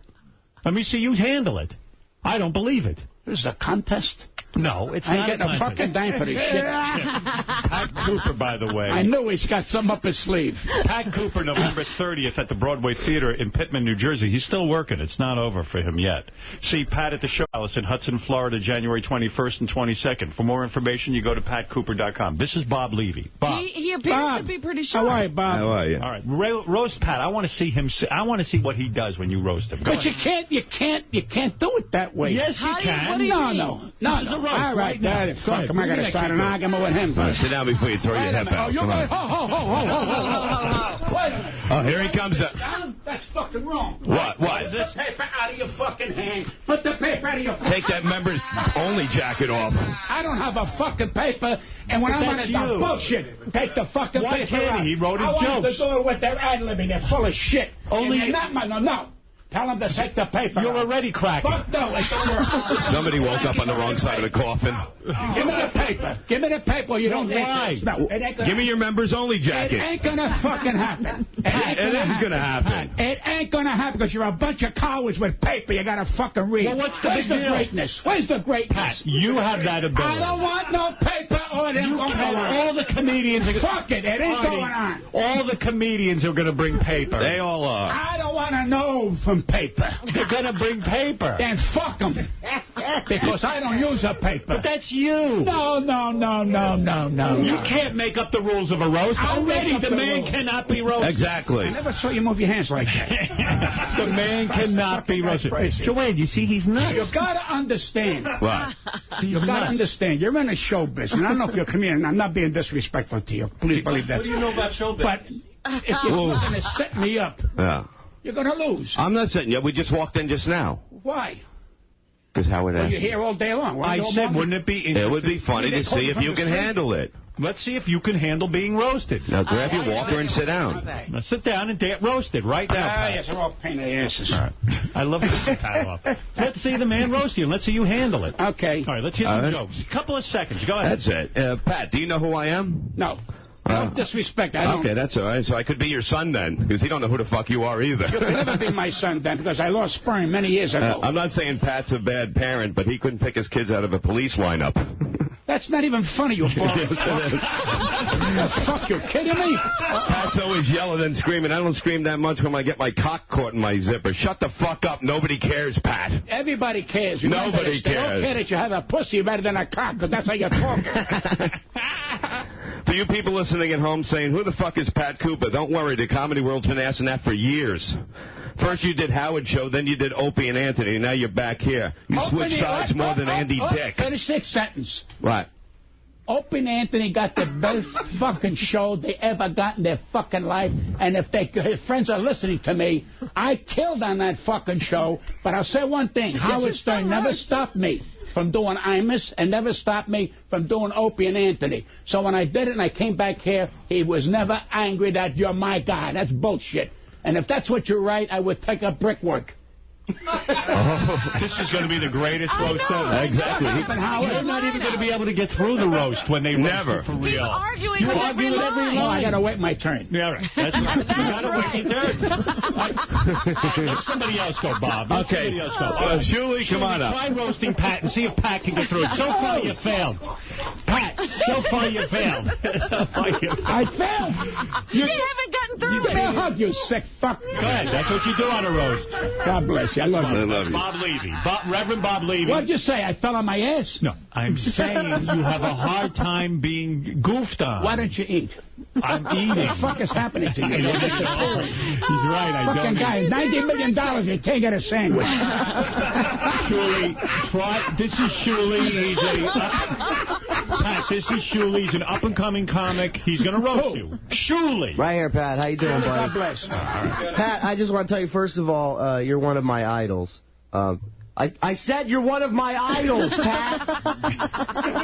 You're very influential in my life. Parts of my life, I go deaf. You're very influential. This is one of the fucking times. You're very influential in my life. In fact, I always play Pat's age in the Pick 3 Lotto game. So thank you for that. First of all, the people you're talking to don't know what the fuck you're talking about. That's the best fucking thing. The best thing about this, though, is we know you're going to be able to handle it just fine. That's the best thing about this. If you're a new comic, you just went old. Pat hates Joan Rivers, but truth be told, Pat hates success, and you would too if Freddie Roman eclipsed you career-wise. Oh. But I don't know what that means. I don't know what the fuck you're doing. Listen to me. All you got to do is talk in Braille. What the fuck is he saying? He's saying that Freddie Roman did better career-wise than you did. Oh, Freddie Roman, of course. He did? Oh, Freddie Roman's a big star. When's the last time you heard of Freddie Roman? Give me a fucking break. I'm on the subway coming here, and I'm recognized. Let me try. In the fucking subway, 5:30 in the morning, they're coming over to me, Pat. You're going to do Stern today, says back off. It's a nice thing. Let me try to let this guy roast you. Let me do one more joke. One more joke. See if you can get through it. So far you can. I got control of this fucking roast. Artie, you're going to be on that roast. You see what he does? Holy, I can't wait. I'm going to memorize my act. I know that. Artie, the night of the roast at the Friars Club, will you come in with paper? Not anymore. Truly, one more joke, and then I'll let Sal go. Well, I do want to say, Pat's wife recently passed away, and my condolences. We know she's in a better place. In fact, I know she's in a better place because you're not there screaming and yelling like a fucking mental patient. And odds are she's more successful than you are. He don't stop to wait for the laugh. No, he's scared shit because he wants to get this thing over with. Also, Pat prides himself on being an everyman. He'll be the first to tell you he still takes the subways till this day. Unfortunately, he's the last to know that no one on the subway even knows or has a clue that you're a fucking celebrity. They just think you're another crazy gray-haired old man wearing pants designed to hold as much shit as possible. Oh. Wow. Crazy old man. Let Sal. Did he hold for the laugh long enough? Thank you, Shuli. Shuli, great job. Thank you, Bubby. Hey, Pat, you know what? I've been listening to you, Pat, for 20 years. And you know what? I admire you, and I'm going to listen to you today. I'm going to throw away the paper. Go ahead. I'm going to talk to you man-to-man, no paper, no jokes. Attaboy. All right? So my first question is, who's the ugly cunt you brought? I'm talking to That's not funny. Can I answer? Ridiculous. Can I answer? Yes. I'm sorry. I meant ugly slut. I keep fucking that one up. Go ahead. What kind of thing is that? I threw away the paper. I'm talking. I learned this from Pat Cooper. Who's that filthy tramp, you old fuck? Who is she? Wait. What is that? Who's that filthy tramp, you old fuck? Who is that cum guzzling slut? Who is that? No paper. No paper. Where's the fucking humor? There's no humor in that. Just all right. I won't make a statement. At one of the roasts, Jerry Stiller, God love Jerry, I love him dearly, and someone goes up, talks about Jerry Stiller's wife's vagina. What the fuck does that got to do with a roast? Yeah, this guy's in deep. He's sinking. Every fucking way. Hey, Pat, get the paper. Where's the paper? Get the fucking paper. No, you give me the paper back. I can't take it back. Get out of here. How do you date somebody that's such an impotent cock? Come on, get out of here. He don't bother me. Yeah. Joanne, I threw away the paper, Howard. Thank you. All right. Now, can we get some comedians in? Why do you need a roast? Don't go to this roast. Okay. Don't go. Something intelligent. Don't go to this roast. You see how it seems that Pat's going to be fine. You see how upset you get, though? Your I'm hands not are shaking. upset. That's part of my fucking living, you sick bastard. What's the matter with you? Well, You don't have a living. Joanne, he's trying to get laughs, but you were very lovely, by the way. Thank you. And way too good for Pat, trust me. And thank you, Sal. I've been a fan of yours and Robin since day one. I am actually shocked that a beautiful woman would be with Pat, because I'm sure you can get other men. He's actually a beautiful man. He really is. I think deep down inside. You really know him. That's the side he never shows us. Thank you, guys. All right. That's true. Deep down inside, I believe Pat is a very sensitive man. Oh, he is sensitive. He's very sensitive. Because sometimes I get confused, what is beautiful about Pat? I'm not sure I understand. He's a kind man, I'll tell you that. Did you see evidence? What is some of the evidence that he is kind? He's good to me. That's all I know. Right. He's very good to me. He worries about me. This is the same thing that Ava Braun said about Hitler. Robin should have roasted. Pat, why continue to do these stand-up shows? I know you're going November 30th at the Broadway Theater in Pitman, New Jersey. You could retire. You could relax. You could give it all up. Howard. Go ahead. I have more money than you'll ever earn. I talk to you like a brother. All right. Okay? What now? You made a lot of money in this. It's not a question of retiring. It's a question of I still have a following out there. I'm the last of what I do for these particular people that follow me. And when that's over, that means I'm over. So I'll wait till when I can't. I sold out Patchogue last week. I sold out Connecticut. I sold out the Westchester Broadway Theater. So I must be still doing okay. You're doing very well. Are you? Would you say you and Don Rickles are the last of a breed? Do you admire him at all? Well, if you put me in with Don Rickles, I'm proud because I love Don. Absolutely. Don is the last of that kind of ratty-tat kind of thing, and I'm one of the last. Does Don still have it? Is he? Well, Don is 81. Don wants a serious, so you know where the fuck he's going. All right. At 81, I said, Don, just enjoy. It's not going to be there like it was. You had your beautiful scene in the sun. Right. Just enjoy and be well, and that's what I'm doing. Were you jealous that a guy like Rickles got to hang with Sinatra? I'm never jealous of anybody. I mean, you're an Italian. You should be hanging with Sinatra. Anybody. You're an Italian. I'm jealous that you got this fucking job. That's what I cannot understand it. You got through the cracks. I don't know how the fuck you did that. I'm just trying to make the money you're making. That's all. No, you're not making. You're with the hoi polloi now. You moved uptown, Howard. You're not on the streets with us no more. And let's hope I never get back there. I'm hoping to God I never get back there. You're going to get back there. Okay. Listen, Pat, I'm excited for you. You got a roast coming up. That is an honor to be roasted at the Friars. After all the roasts you've done, it's about time they roasted you. Well, that's kind. Thank you. It really is. And I hope it goes well for you. I could see it's going to be a horrible night. It's going to end in disaster. There's going to be a lot of interrupting. Are you going to interrupt at the Friars? You are not. You're going to let guys go. When they roasted me, I keep quiet till they say, and now the man we're roasting, and I get up, and then I'll see the secret of a roast is not to write nothing down, to wait and hear what they're saying about you. Really? Then you know what you can't say. In other words, when I'm roasting somebody, they say, we're roasting Howard Stern. They say, Howard Stern, this. I say, can't say that. But you don't have to prepare material at all. Prepare my balls. I'm a fucking genius when it comes to that shit. I talk in my sleep. Are you fucking You're crazy? telling me. I want to know the truth. I roasted God. This is I important. roasted Jesus Christ in my sleep. No. What the fuck is your problem? This is important for me to know. Fucking man don't understand. You're still eating. This fucking guy doesn't stop eating. Well, look at the size of him. Listen to me. This is really important. I want you to be honest, because there are a lot of young comedians listening to this show, and I want you to be honest. This is going to help them. For once in your life, I'll help anybody. Help somebody for once. Listen, me for once. I help you, you sick bastard. What's the matter with you? Listen to me. Yeah. You're telling me that before you go to roast someone, let's say they call you to roast President Bush. Yeah.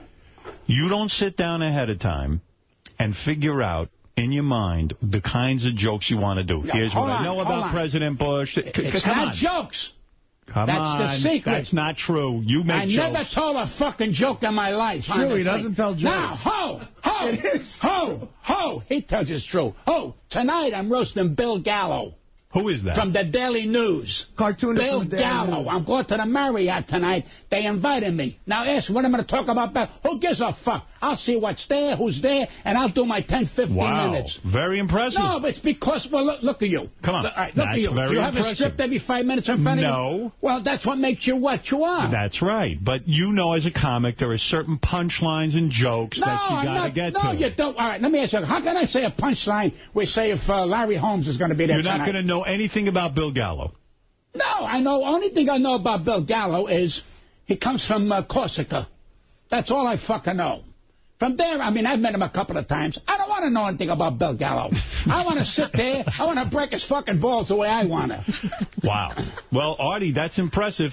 Have you learned something, Artie? No, well, I've known this about Pat for a long time. Part of the reason I agreed to do this was I just wanted to see his rebuttal at the end. You know what you got to pick up? It's rare that he's on TV. Pick up Drew Carey's roast on Comedy Central. Right. And you'll see what he's talking about. He goes at the end. He doesn't tell set-up punchlines, and he destroys. He just riffs on people, and he goes. It's not that it happens to come easy with me. I hear you. Are you nervous to perform on the Pat Cooper roast?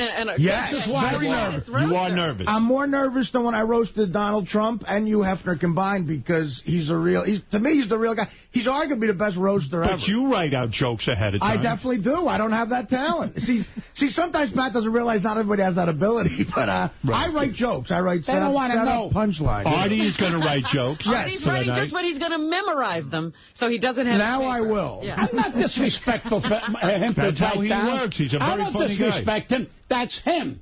I don't have a piece of paper in my fucking hand. You Maybe understand? if you wrote something down, it would be... I don't write cock down. Because if I write it down, let me tell you something. If I write it down and read it, and a minute after I write it down, so it's not funny no more.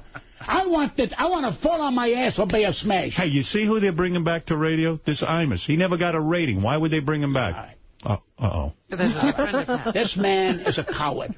A coward? He's a fucking coward.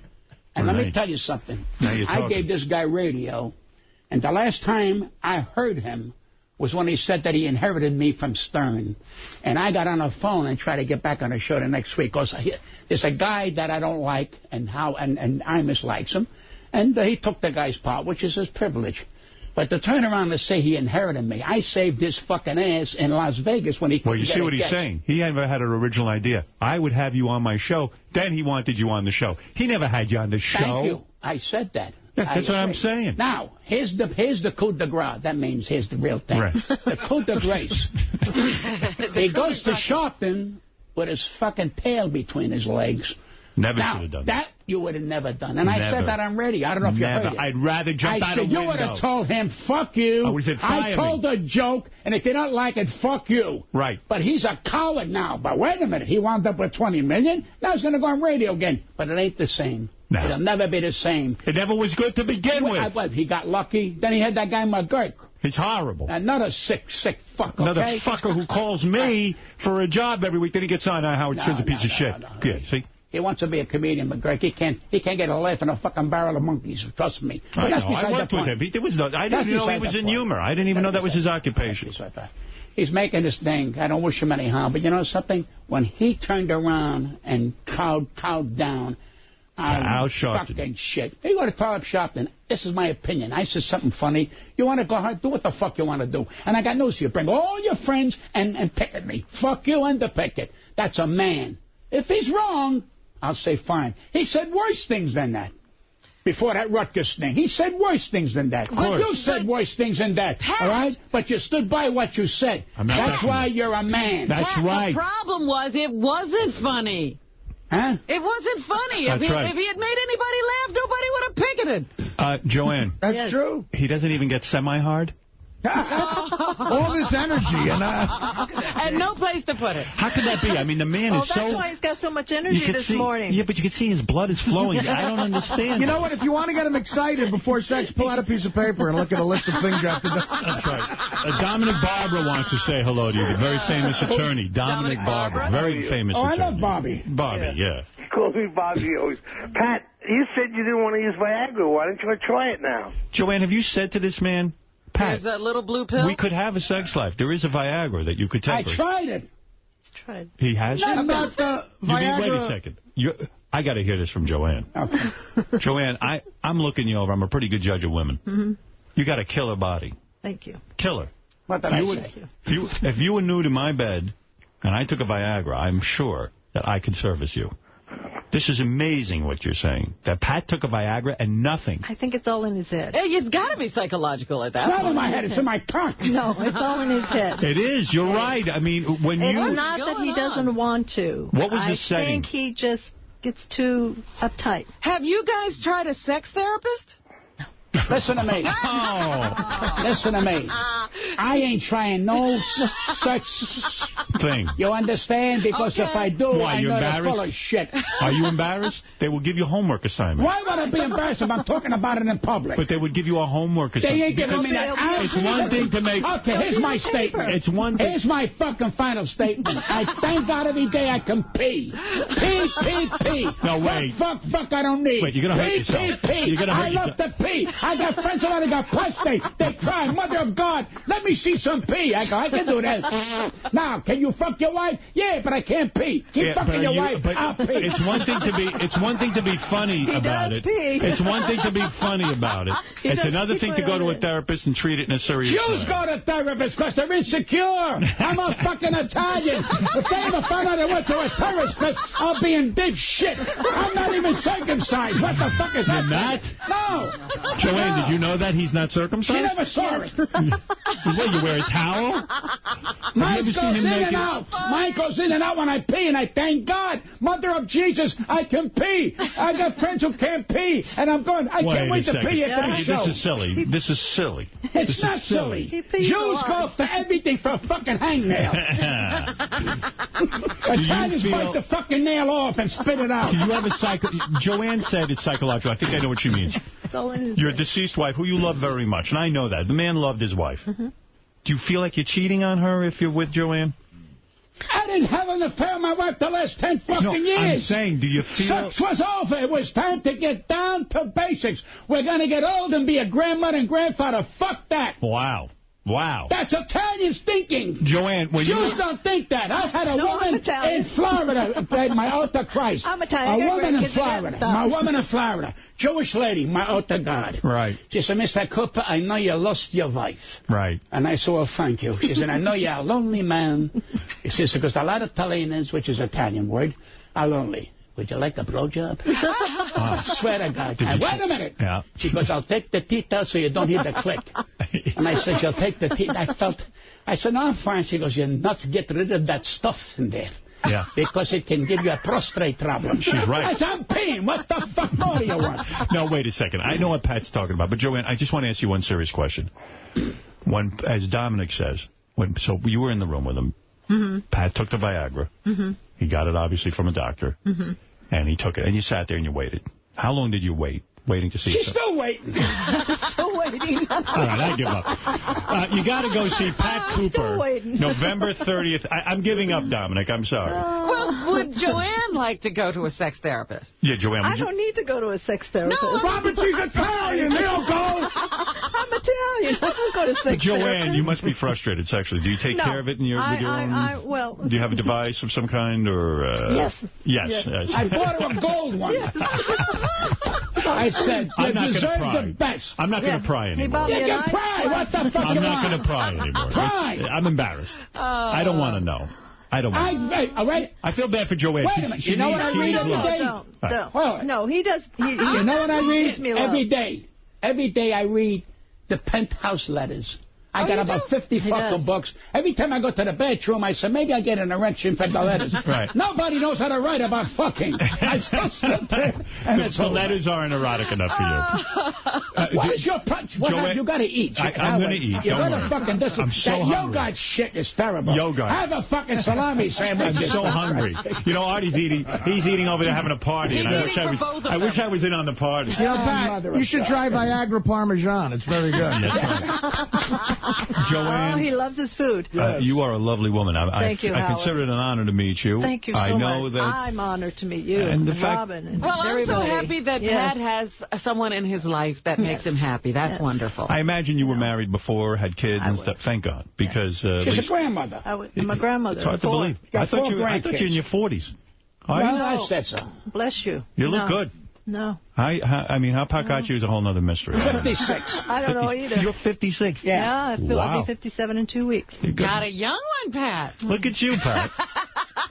You got a young one, but it's like having a Maserati and you don't know how to drive it. You don't drive it. If I cry, I will kill myself. So I can't let it get the best of me, Howard. You got a beautiful woman there. Honestly, you do. Howard, you got a woman, she's nice. You don't have to tell me that. I understand.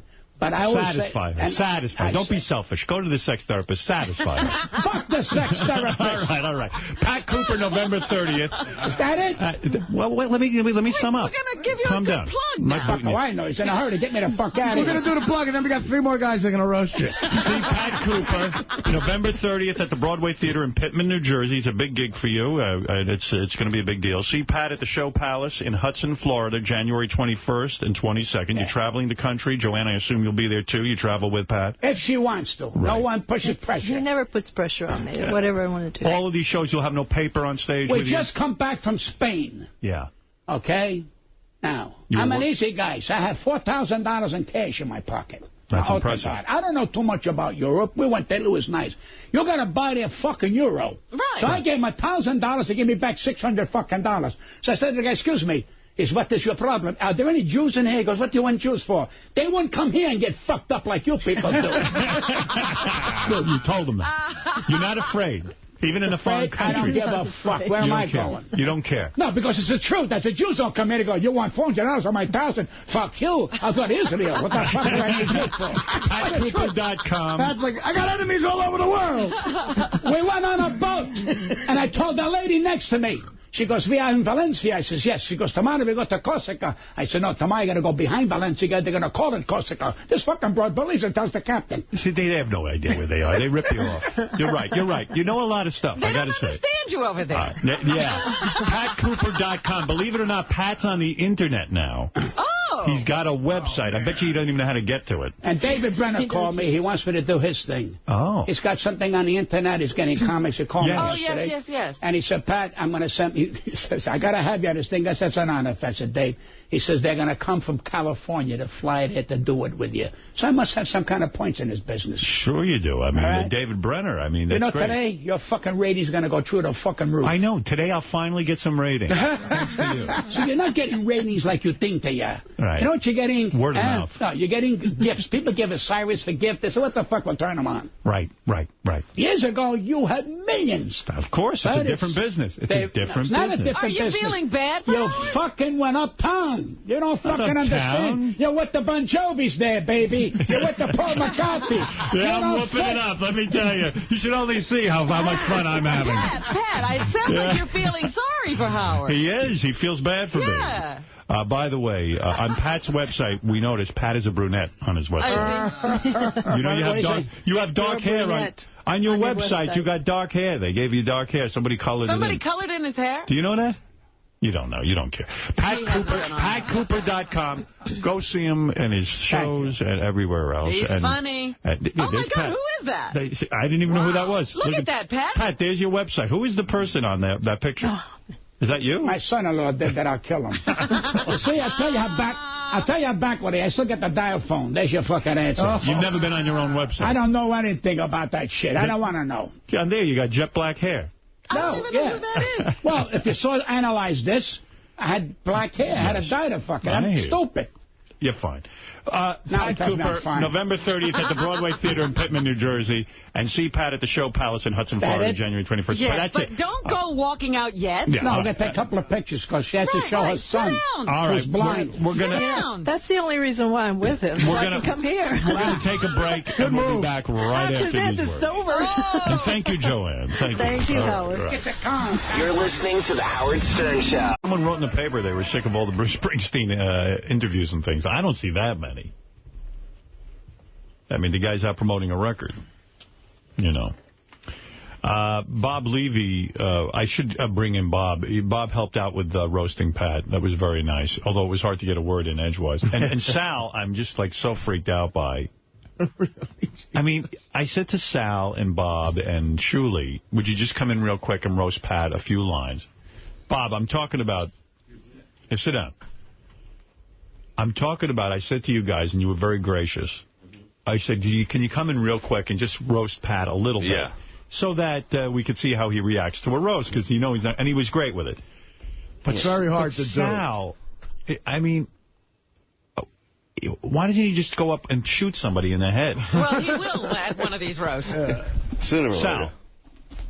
Sal, you're a good guy. I mean, what makes you interesting is that you sort of, you know, we don't know, you're not predictable, but that was, I mean, Jesus Christ. I agree, but there was no, I had a whole bunch of jokes written down. So do your jokes. Yeah, but there was nowhere to go, and it got to a point... What do you mean nowhere to go? Well, the whole goal... Don't go. The whole goal was to get under his skin, and nobody was getting under his skin, and we wanted to see how far we could take it.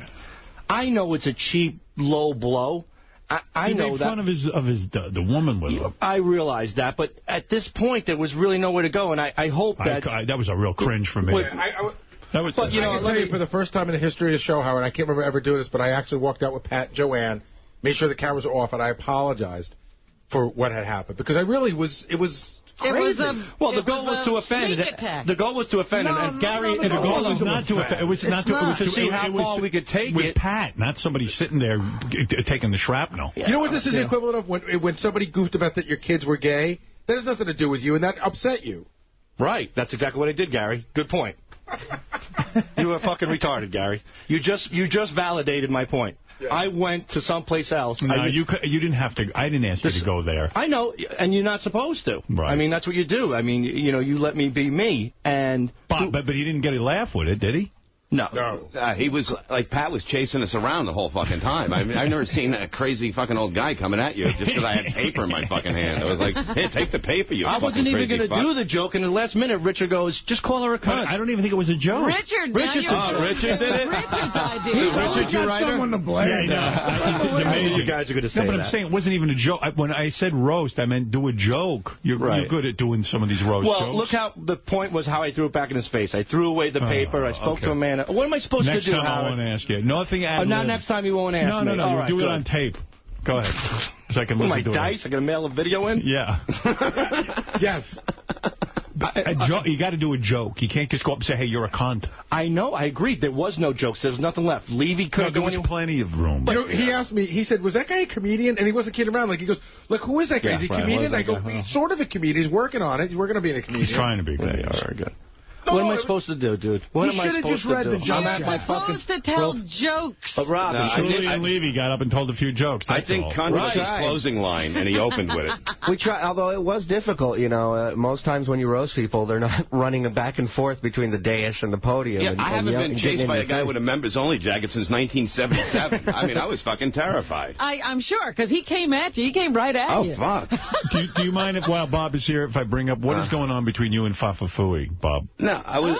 You want to explain? Yeah. But I'll start by saying Bob's mad at me, and Bob thinks that I'm out to get him. So, Bob, why don't you tell the audience, and we'll work it from there. All right. Now, remember the queefer girl I sent in here? Yes. Okay. There was a girl who came in queef. She's quite attractive. Yeah. Eve.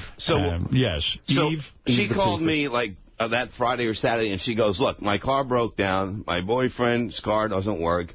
I don't think I can make it there. It's going to cost me $300 to get there. And she goes, I don't think I could show up. So I'm thinking, I'm fucked if she doesn't show up. Because I know you'd throw me under the fucking bus if she didn't show up. I really don't know what he's talking about in the sense that, like, he pointed her pointed her our way, but I'm not holding Bob responsible for whether she comes or not. Hey, do you know that? We don't hold you responsible. No, I know, but I'm thinking, I'm fucking nuts, okay? All right. So she's saying, I need, I don't have $300. So I'm just trying to say, why can't we make her do a bid or something like that? And then, I'll throw in 150. I'm sure Artie will, So Bob sends me an email. Bob sends me an email. It's like, listen, it's like a Saturday, and she's supposed to be money. We got to get this girl money. I got a bunch of ideas. Here are my ideas. So I sent her back a note, very nice, and I said, Bob, you should stay out of the guests and the money. When she says she needs money, go straight to Will. I go, this is not your concern. Right. So Bob took it now that I have now discounted his ideas, that I'm always squashing his ideas, which, by the way, his big idea was Beetlejuice eating something out of her ass. No, that was just something like the bit that all your Richard came ideas up involve with. ass eating. No, but we were going to have her eat blue cheese out of my ass. That was Richard's idea. That's but I don't want that. I know, but it's better than nothing. You know what I mean? I didn't know what to do. I don't even understand. We're going to pay her to eat blue cheese out of your ass? He's already giving away money that he doesn't know whether I have or not. Right. Do you follow what I'm saying? That's why I was going to do it, so at least a bit would happen. Bob, yeah. You escalated it. And then let Gary handle the guest. No, I know that. And if a girl needs money and we don't have money to give away, then we'll just say don't come in. No, I know, but I was all worried that I was going to catch shit for it. That's weren't you bitching to everybody that I don't like your ideas and that I just No, I never said you didn't like my ideas because you guys said you did like it. Well, why is it so important for you to have her come on anyway? It was because if she didn't show up, I figured I'd get in trouble for it. Because it was why would we have you in trouble? Because you have nothing to do with her. Because I was the one that sent her in here, and then all of a sudden she's asking for money or not coming. We don't hold you responsible. Once we've contacted a guest and dealt with them, they're now our headache. Okay, well, that's why I didn't know. And you just said, do me a favor, just stay out of it. And I said, if you could stay out of the guest thing, that'd be great. Yeah, it wasn't like, you know what I mean? It wasn't like a nice email you sent me. Anybody understanding the argument? I think that Bob has jumped to some conclusion that doesn't exist. Gary has no problem with him, and everything's fine. So let's get it all out on the table. Okay, so then Bob also thinks that, I think Bob thinks that, sometimes people are out to get him. So I'm driving in last week. I'm listening. Well, that's why I got pills in my pocket. So we're going to get to that. Don't worry. Yeah. So I'm listening to the replay of the show, and I hear the end of the show, and I hear the Killers of Comedy plugs, and they are lengthy and cumbersome. There's a lot of them. So I come in and I said to Sal, I said, listen, you guys plug 2 gigs at a time, and then for the rest of them, you want to know, go to killersofcomedy.com. Right. So, the Killers of Comedy, this is what the plug was, Howard. Don't miss the Killers of Comedy in Detroit on, I'm making this up, in Detroit on October 15th, featuring the Iron Sheik, Bob Levy, Shuli, Sal, and Richard. Or on October 16th in another city featuring, and it gave every name, every date. There were at least 6 dates that were plugged. It had to be 2 minutes long. So I said, Bob, you do yourself a disservice. In other words, people tune out. On 2 gigs, say, Killers of Comedy, these 2 dates, if you want to find out more about us, here's where we're going to be. Bob is convinced that now it's completely ruined, that the club owners aren't promoting this, and all he does is promote it. He's threatened to shut down Killers of Comedy in March. No, I was going to do that anyway because I need to take a break because I'm going insane. Why are you going? I'm traveling with a fucking circus, just about, okay? Right. I got a black retarded midget sneaking into the bar at 3 in the afternoon, pounding fucking scotch and calling me a filthy Jew the whole fucking night. I got to work. Get the fuck out of here. Let's address that. Why is there a black midget on the bill? Because I'm taking care of they need to make money, okay? Can you be a little honest, Bob? Seriously. Truthfully. This is where you're totally transparent. I'm totally fucking honest on that. You put him on the bill because he sells tickets. No, I don't need him to sell tickets. Of course you do. I don't need him on the bill to sell tickets. I'm doing it because they don't have any fucking money and they fucking beg me. Here's the deal. You're a funny guy on your own. You really are a funny comedian, but you don't see that. So you dress up the bill with all this wacky shit. The Iron Sheik, you created the circus that the Iron Sheik is fine to work with. He's another guy that has no fucking money, and he asks to see if he can make his own money on the road. Let him make his fucking money. Bob complains that the whole thing is killing him. It's a circus. That the guys are ungrateful. Everybody's unhappy. And in Bob's world, he's a great guy who's doing too much for everybody, and they don't understand. They're not appreciating him. So, Bob, go out on the road on your own. That's what I said to him. No, that's why we're stopping at the end of March, so I don't need to go fucking crazy. I mean, it's insane to me. Bob doesn't think he can... I believe I know I can. I've made a career for fucking 20 years doing this. Then why is Gary the Retard and Beetlejuice and Iron Sheik and something weird always on the bill? Because of the fact we give him something a little different than just comedy. It's more of a show. And Beetle is fine when he's not drinking, but now he tries to find liquor all the the time. But you put him on the bill, and then you don't want to take any sort of responsibility for him. I watch him all the fucking time, except for in the afternoon. I can't sit out inside his room and wait for him. He can sneak out a fucking screen window. But that's part of taking Beetlejuice on the road. Jesus Christ. I know, but he's not like that all the time. It's lately. To take Beetlejuice on the road. I am crazy. That's why we're not doing it. There should be somebody hired to watch There is this fucking... You'll see on Howard TV when we film it. I said, I'm going to sleep. Don't fucking let him go anywhere. and I wake up, he's fucking drunk trying to punch Sal out. Bob should walk around with a top hat and a whip. Like, he is the ringmaster. He'll be like, I'm going to the bathroom, watch him, lock this guy there. Like, there's all these instructions. But that's what it is. It's like, I just want to do comedy. I just want to have fun on the road. Artie's been telling you that for years. I know. That's why I had to talk with Artie. Here's the thing, Bob.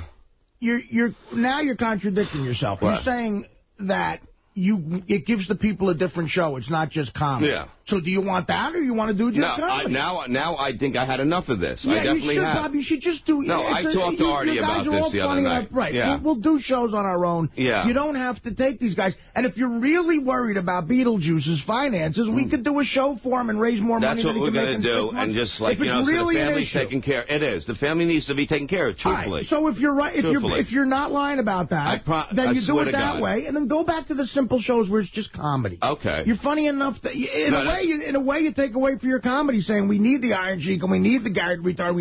You don't need it. I mean, if it's Shuli hosting and you and Sal, I mean, that's a show. That's a funny show. No, I know. Sal can call everyone a cunt. Right, whatever. I mean, the fans would like that. So here's another issue Bob and I had. Wow. What drugs are you on, Bob, that you're all stressed out? I'm on, what am I on? Zoloft? No, I'm not on Zoloft, you fuck. I'm on Xanax and, what's the other shit? Lipopro? Lipopro? Lepropro. I forget what it's called. Lepropro? What are you on? Lepropro. You don't even know what you're on. I take one a day. Why should you learn the name? Lexapro. Yeah, that's it. And Can you tell you say what, it now? Lexapro. I'm a lot better. I swear to God, within 2 days, I am calm. Listen to me. All right. I know. I swear to God, I've calmed down. The Xanax, really takes the fucking edge. Artie helped me out. He talked to me the other night. So this is you, buddy. Yeah, we had a good listen to me. conversation. We had a great conversation. He was so at the end of his rope that he called Jason, our own Jason Kaplan, and asked, tell me about those happy pills you take. Yeah, really. I mean, I need it. I am stressed out. My fucking... The house, right? They're fixing the roof. They didn't cover the fucking thing. It rained. My whole living room's ruined. My son's bedroom's ruined. It even went to the fucking basement that I'm living in. It's falling apart. Bob, anybody would be stressed out if they took Beetlejuice and Gary the Retard. I would have jumped off a bridge 6 months ago. I mean, me too. You don't need to do that. Maybe I'll bring the guy with no arms. Can I give you one other issue that Bob and I are going through? I know, it's your Bob Levy's sideshow. I need to calm down. So Richard Christie comes to me, and Richard and Sal are constantly, I got to hear everything. So constantly complaining, we don't like how much money we're making, I don't want to travel on the weekends, it's not worth the money for, Richard would say, it's not worth the money for me to go to Arizona for the weekend.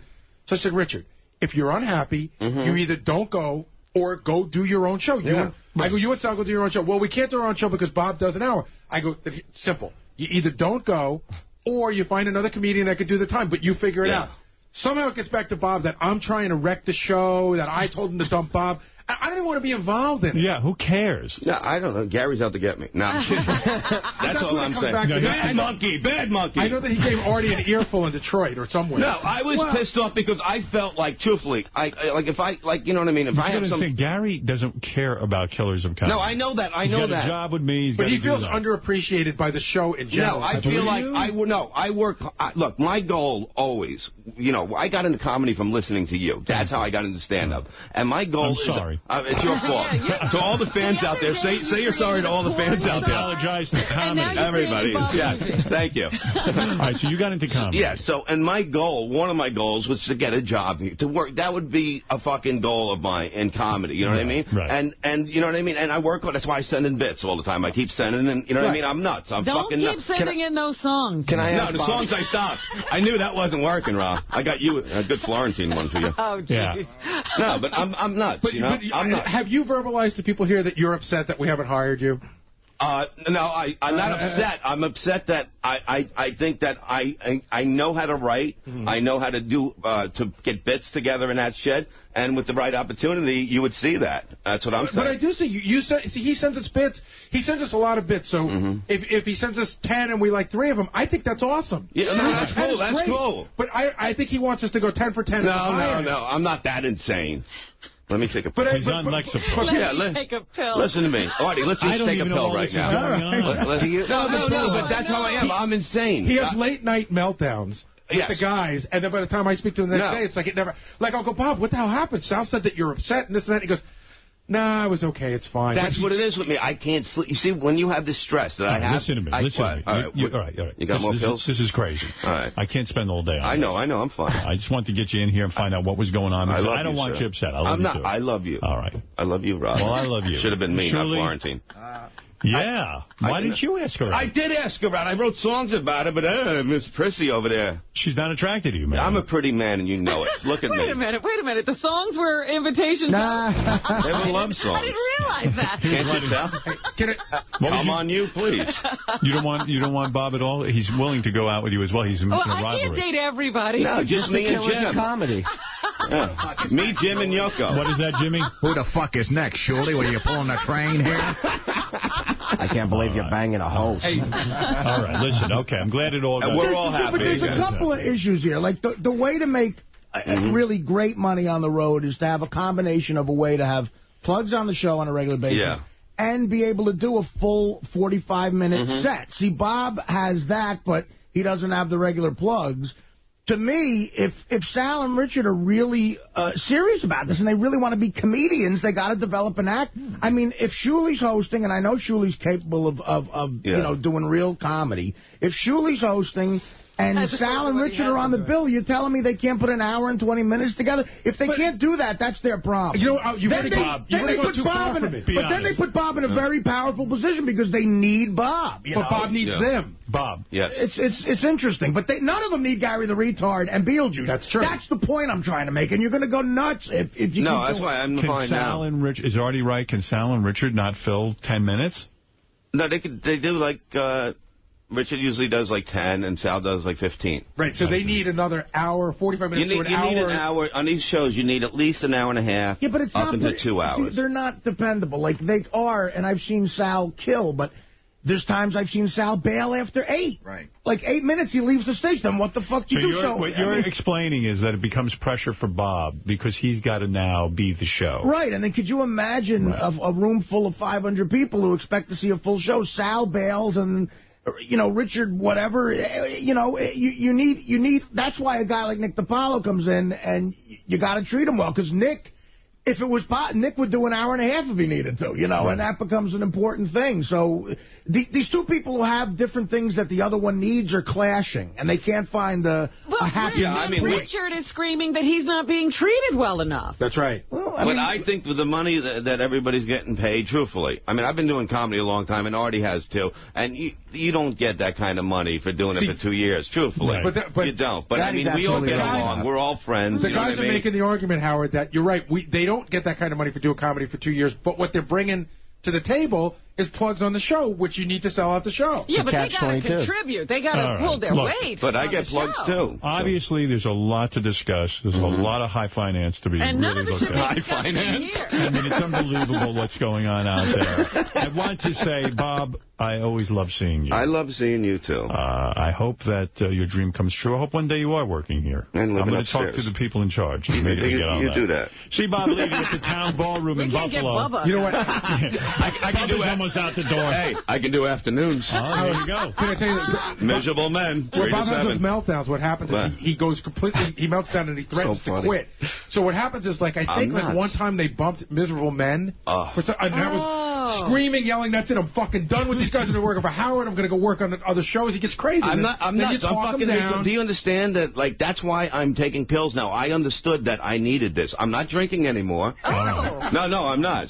Look at Robin. Maybe she'll go out with me now. Bob, in all fairness, I have audio of every weekend on the road when I take my news recorder with me, and every weekend Bob's vomiting in some bathroom somewhere.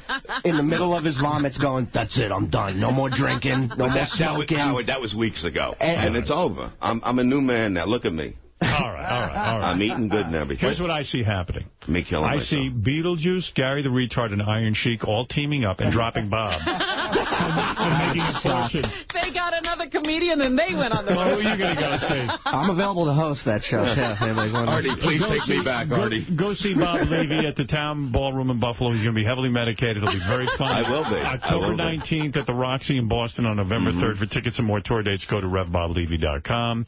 Shuli, thank you. I just want to plug our Miserable Men Sunday night, 7 to 9, every Sunday live. There you go. I'm happy as a motherfucker. Your dream came true. You're here. Rev Bob Levy, thank you very much. And also, I do want to say, well, look, there's so much more to say. And I know there's a bunch of people on the phones. We'll get to them, but first I got to take a break. We'll be back right after these words. Listen to this, please. Please, I beg of you. All right, we got a lot to get to. First things first, Artie, it's your 40th birthday. I've got a gift here that I think will make you come in your pants. Wow, I mean, this is very thoughtful and surprising and nice. Short of a hooker coming in here and blowing you, here's what... there it is. Oh, it's Benji. It's Benji. Benji and Jason. Yeah. Right, here's something nice for you that I think really is going to turn you on. I'm gonna get emotional. Beth and I put some thought into this. Teddy? Here it comes. Look. Oh, my God. Look at that. That is a giant... Wow. Do you know what that is? That is a giant... Is that a cake made out of my cupcake? That is your cupcake. And it is a giant cake. And, of course, where do you get those from, Artie? Crumbs Bakery. That is from Crumbs Bakery. Oh, wow. What is it? That thing must weigh 25 pounds. I'm not kidding. It's fucking heavy as hell. That's got to be a four-figure cake. That's got to... It's a cake... Thanks to Crumbs. Wow. Your favorite? Your favorite. Yes. It is the cupcake you designed, except in an enormous... That is one enormous cupcake. That's what it is. Howard, do you know how much Artie eats? I got to tell you, Teddy, his assistant, comes to me and he goes, "Are you guys getting Artie some sort of a cake or something?" I go, "Why?" He goes, "Because Artie's asking me for food. He's very hungry. I need to know what we're eating." Look, Artie's out there going, "I need food." You've got food now. You want a nice big sliv? Yeah. Well, let me get a picture next to it. Is that better than sex? It's up there. It's up there, yeah. It's in the top 5. Isn't that great, Robin? It's beautiful. I mean, what do you get, Artie? Yep. You're welcome. Artie, you're 50. You're 40. Oh, Jesus. I'm actually taking Artie out to dinner tomorrow night for his birthday. Ah, that's very nice of you, too. Let's hope Artie's comfortable during that. Maybe you should tilt the cake up and knock it on the floor. Oh, leave him alone. Let him just eat the fucking thing. Just eat the whole thing. Just take it over to your... Artie, take it over to your thing and just devour it. There you go. Happy 40th, Artie. Are you going to share that with anyone, or are you just going to eat it yourself? It's his whole cake. Take it home. Oh, God, it smells so good. You can smell the chocolate. Right now. All right. The sprinkles all over. Wait, Artie, where should I put it? Bring it over by you. Yeah, just, give me a slice. He wants it now. You got a plate for Artie, or does he have to eat it right off the cake plate? He wants it now. The man has been waiting. He's hungry. He's hungry. You know what? That is thoughtful. That is very... That's a good one, isn't it? Yeah. How does it feel to be 40? I don't know. It's fucking with me a little bit. You feel out of shape, or you feel good about where you're at? Yeah, I don't know. I don't know. It's weird. Are you assessing your life? By the way, as long as we're waiting for the cake, and that ain't fun. I got this email. This is good for you to know. Tell Artie that taking more than 32 milligrams of Subutex actually decreases the effects of Subutex. Oh. No wonder he takes more and more. Subutex, or it's called buperfornin, is a mixed agonist-antagonist, a type of drug whose effect decreases once a certain limit of the drug is reached. I didn't realize that. In the case of Subutex, this is 32 milligrams or 4 8-milligram sublingual tablets. Now, what do you take, the 8 milligrams? Yeah, I have 8 milligram And you took a 10? He took 11. By the way, make sure he dissolves them under his tongue and doesn't eat them, in which case they will do absolutely nothing. You dissolve them, right? Oh, no, I put them under my tongue and dissolve them. All right. Okay. Wow, Artie. So now what do you think? Now I'm going to have to cut it off at 32 milligrams. Hey, I got Mike Walker on the phone. Oh. Hey, Will, can someone cut a piece of that cake? Artie's having a hard time. It's like almost having a hot chick in your bed and you're not fucking her. You can't get to it now. It's right there. And Guy's playing it off. He wants a piece. Come on, Guy. Take a piece. I think I want a piece. Do you? You didn't put a candle on it or anything. Oh, fuck a candle. What am I, a fruit? Yes. He's Italian. Yes. I'm Italian. You know who likes candles? Jews. Jews. No, they like candles. Tell me how that is. Happy birthday, big boy.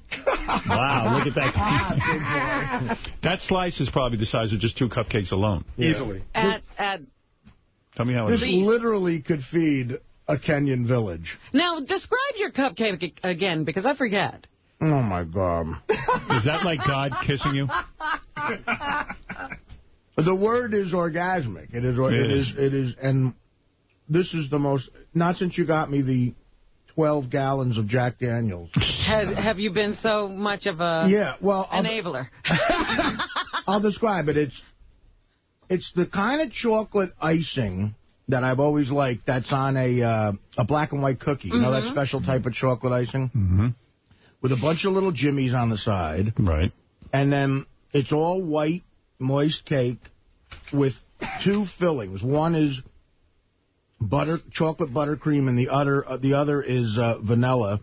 And it's all just wrapped around that chocolate encrusted thing, you know. And it's fantastic. Well, happy birthday. By the way, guys, here's to the next 300 pounds. What do you think will happen first?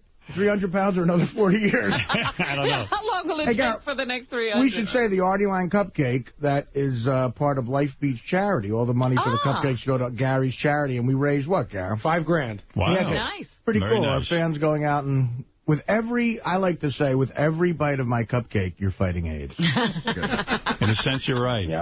All right, Mike Walker is considered the #1 gossip columnist in the world. Is it time for Mike Walker? It is time for Mike Walker. Mike Walker is... Mike Walker. Oh, there he is. There's Mike Walker. Huh? An hour early. Mm-hmm. Oh, it's an hour early. I thought you wanted to get on earlier. What? What are they telling you there? Oh, my goodness. Nothing like having an intern awaken you an hour before and say, Howard's going to get early, sorry. I got a meeting with Mel today. That's okay. And he wants to see me. Oh, say hi to Mel. Yeah, I will. I'm going to talk to him about you. He didn't I tell hope me you he will. was seeing you soon. I hope you will. Now that Imus is joining Citadel, I must be a marked man. Why is that? A Howard Stern loyalist. Are you on Citadel? How long can I last? Oh, please. Are you kidding? What do they think? They think Imus is suddenly going to get good on the radio and get ratings for them? I mean, it's amazing. It was explained to me they think Imus can bring in a different set of advertisers. All right, well, let's see that. Mike's here. Of course, you can play the Gossip Game with Mike Walker online at nationalenquirer.com. You can hear him on KABC Los Angeles every Sunday. And listen to that. All right, here's how we play. There are 4 stories. One of the stories is a fake item. Pick out the fake item, and you win. Go ahead. Okay. As you're a fair-minded gossip columnist, I strive to write items about stars doing good stuff as well, so I finally waited years to finally report that flamboyant bad boy Tommy Lee deserves a tip of the hat. After dining with pals at New York's Hip Pasha, Tommy picked up the tab, about $200, and left the thrilled waiter a whopping $300 tip. Rock on. All right, so he's a generous tipper. All right, number 2. Sir Ben Kingsley, 63, and Mary Kate Olsen, 21, actually lock lips in a steamy, eyebrow-raising May-December kiss in their aptly named new flick, The Whackness. But that didn't help Sir Ben get over the embarrassment he suffered when he exited his dressing trailer, saw Mary Kate walking by, and, rushing up behind her, affectionately planted a big kiss on her cheek and burbled, "Hi, Mary Kate." The response, "Hi, but I'm not Mary Kate, I'm Ashley." My spy witness says Sir Ben was so stunned he literally couldn't speak for a moment, then started fumbling and mumbling an apology. Ashley giggled good-naturedly and told him not to obsess. Mistaken identities routine for her and her twin sis. All right, number 3. Famed animal activist and horse rancher Bo Derek in Miami as a U.S. State Department special envoy to help raise awareness of the illegal wildlife smuggling racket was inspecting crates from South America with a customs agent when a deadly coral snake suddenly slithered out of a shipment of tortoise shells they just opened. The customs guy let out a yell, but Bo never flinched, grabbed a nearby crowbar, flipped the snake back into the crate, and shut the lid. Other customs agents who'd viewed the snake attack applauded Bo's quick reaction, then ribbed their colleague endlessly with cries of, "Look out, snake!" Why is it important to people to get these exotic animals and snakes? I mean, Yeah, what is that? I mean, there's so many people. I mean, I don't understand it. You're not getting that bug now that you can do it? No. Get a lion or a tiger sent to you? Oh, yeah, that's right. Howard with a lion. That'd be great. Number 4 story. David Letterman's hilarious Take No Prisoners skewering of Paris Hilton, already a YouTube comedy classic, made celeb Udits crazy, of course. But insiders say Late Show staff watching backstage were cringing because Dave blithely broke an ironclad deal they'd made with Paris's reps, that he'd touch briefly on a jail ordeal, then move on and promote her new perfume. Insiders say negotiations for her appearance have been slow and go at first because Paris and her peeps, well aware of Dave's penchant for sarcastic wit, knew they'd never get a softball interview a la Larry King. The deal finally cut with producers was that she'd submit to a brief discussion about a jail stint. Dave would not hammer her about it. But moments after Paris parked it on his sofa, staffers watching backstage quickly sensed their boss had decided not to deal after all. Dave's interview was hysterical at first, but then it got a little scary, said a source. He took shot after shot, and even when Paris started looking like she was going to cry, he'd never let up. Everyone was saying, my God, she's going to walk off. But she didn't. The girl's a tough cookie. When Dave finally held up Paris's new perfume, she looked visibly relieved, but the staff knew devious Dave had one last belly laugh up his sleeve. Uncorking the bottle, he chug-a-lugged water he'd secretly had it filled with, turning Paris's perfume promo into a prank that stank the skank. When Airhead stormed off stage, he kept raging that all he wanted was to talk about doing jail food. He humiliated me on purpose, and he loved doing it. Said an eyewitness she was furious. She kept swearing she'd never do Dave's show again, then took off fast with her entourage in tow. Well, I commented on that. I mean, David Letterman they were softball questions. It was ridiculous. Paris Hilton is such a moron that I couldn't even roll with it and have some fun with it. It's quite laughable. All right. Tommy Lee picked up a tab and left a $300 tip. Ben Kingsley mistook one of the Olsen twins, even though he worked closely with her. Bo Derek, you heard she's involved with illegal wildlife smuggling. And David Letterman and Paris Hilton and whatever. David broke a deal. All right. The fake story is Tommy Lee. Tommy Lee, as we learned from Kid Rock, doesn't have a dime. He ain't leaving $300 tips. I don't believe it for a minute. All right, Robin, what's the fake story to you? I'm going with you this week. You've had some good luck lately, and that was the thing that stuck out to me, too, that Tommy Lee's not leaving anybody a $300 tip. I'm not even sure Tommy Lee's picking up a tab. Artie, what do you say? You're busy with your cupcake on your birthday. But yeah, happy birthday, Artie. If you can break away from that thing for just a second, we'd appreciate it. Thank you, Mike. And I must say, unfortunately, unless Mike had written down all the stories on the cake, I wouldn't have been able to... Wonders never cease. He's woozy. It's funny. I was thinking this. I thought the Letterman story was really long, and I don't know if Letterman would fuck over... Because, I mean, that's about fucking over publicists and shit, but... but they still need to get their people on his show. Yeah, that's true. I agree with Tommy Lee. Unfortunately, that makes total sense to me, too. All right, Fred, what do you say? You're always right. You know what? I was going to go with the Tommy Lee thing because I was going like, that's not even a story. But I'll go with number 2. Ben Kingsley. Ben Kingsley, kissing Mary-Kate and Ashley. All right. And number 3 is totally unbelievable. Oh, Derek? Yeah. But you say it's true. Yeah, it's true. All right. Who's right? Howard, Robin, Artie say Tommy Lee. Fred says Ben Kingsley. What is the fake story? Well, Bo Derek is totally believable because, you know, it actually sort of happened in a way, but in another way it sort of didn't happen. So I took a used event and I kind of changed it around a little bit. So, unfortunately, there are no winners this night. Bo Derek. Well, you can go back to bed, Mike. I'm very sorry. But listen, I wish you would say hello to Mel Karmazin for me. I will. Mel Karmazin always used to, no matter how many times I met him, he would always walk up. And here's a guy who, you know, runs empires. And he'd always go, hi, Mel Karmazin. And I'd always say, Mel, I know who you are. He's just afraid of you. He gets nervous. Not afraid of many people, but believe me, everybody trembles. Mel, Mike, can you send Howard a picture of you so Mel is reminded of who you are? I wish I could, yes. By the way, Artie, I just want to give you an update in case you want to print this. Artie has finished off that enormous piece of cake. Wow. How big is that thing? And very big. It's the size of at least 2 to 3 cupcakes. And he appears to be passing out from it already, so I know it's No, I'll tell you. You want seconds? I woke up today with a bit of a cough. Uh-oh. And this, I think, helped me. Most people would say it wouldn't, but it's for you for some reason it has that. Now, right now, I'm going to take a break, Gab, but I really can take that home, right? Yes, you can. Sure. Well, there you go. All right, Mike, I wish you were here to have some cake. I wish I were, too. All right. We'll see you next week. Bye. Thanks. All right. There he is, Mike Walker. Is it bad luck for nobody to share the cake with Artie? Not in Artie's case, no. It's the best luck he could have had. Well, you know what? In this room, I'm fucking... none of you guys eat. I'm fine. Oh, yeah, I saved the box, which is a good box. So you want me to box it up and have Teddy get it home to you? Yeah, and tell Teddy not to fucking put that fever sore near it. Does Teddy have a fever sore? I don't know. He kind of grossed me out yesterday, and I think he cost me getting that chick's number. I don't even know what I did with that chick's number. Somebody here take it? Because I had it on my desk, but it's gone.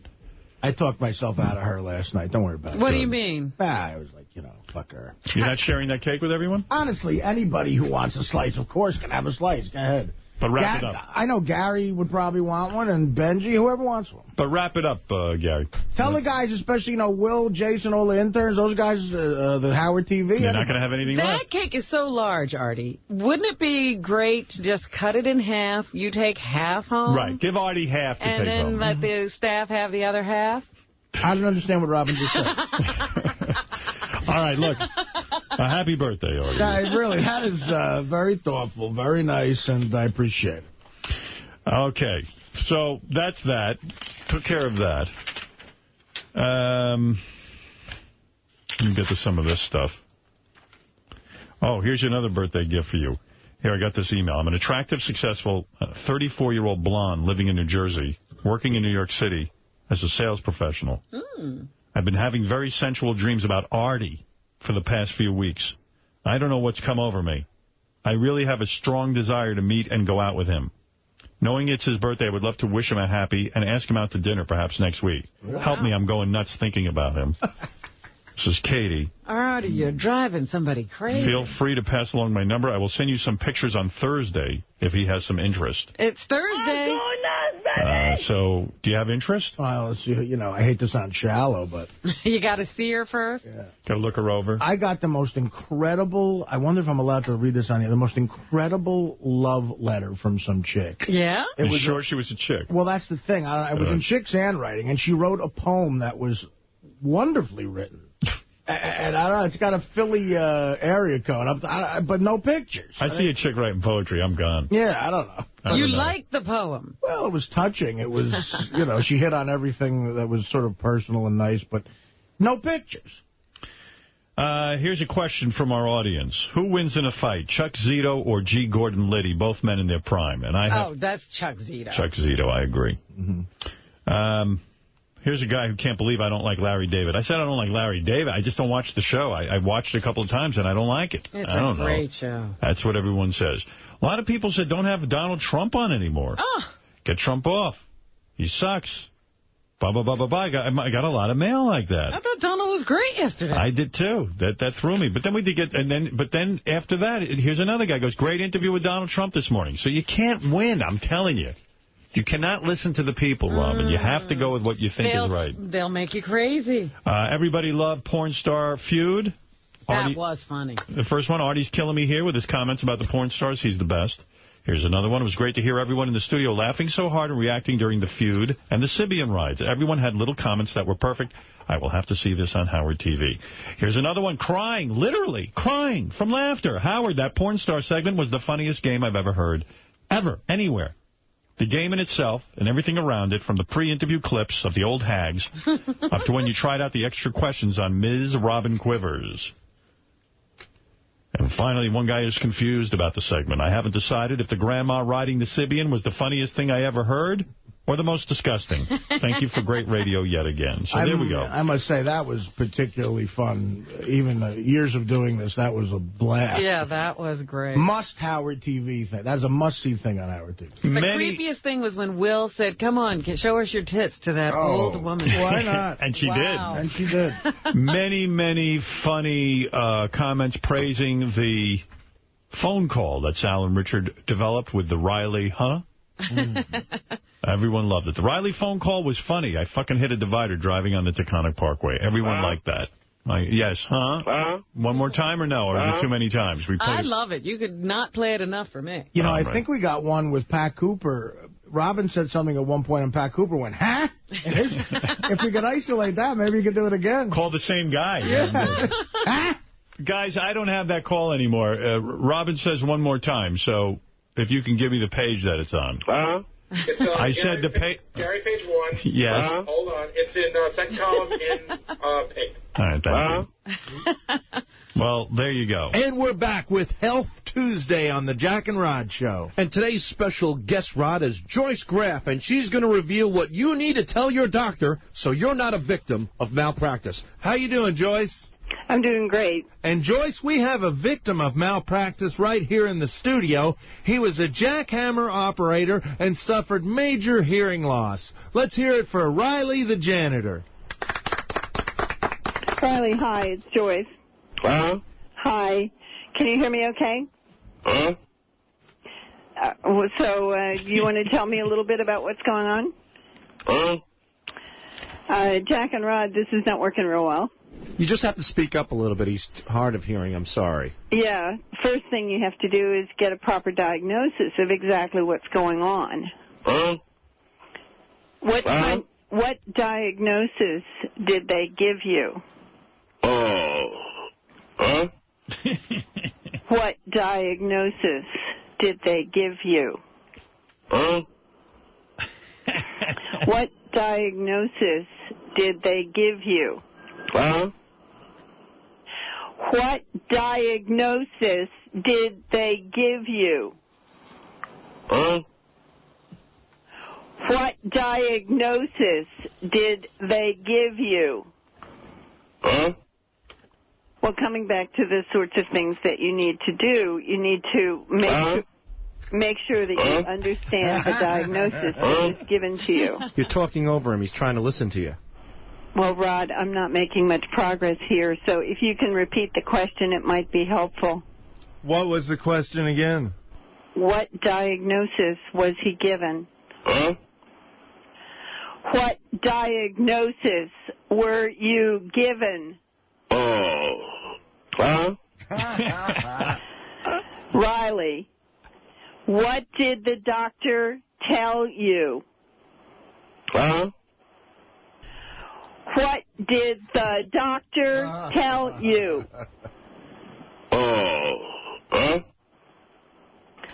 Riley, talk to me. Rod, unless you can get the question through to him, I'm going to have to hang up. He started to answer. Can you ask him, Joyce? Riley, talk to me. What did the doctor say? Riley, can you hear me? Riley, can you hear me?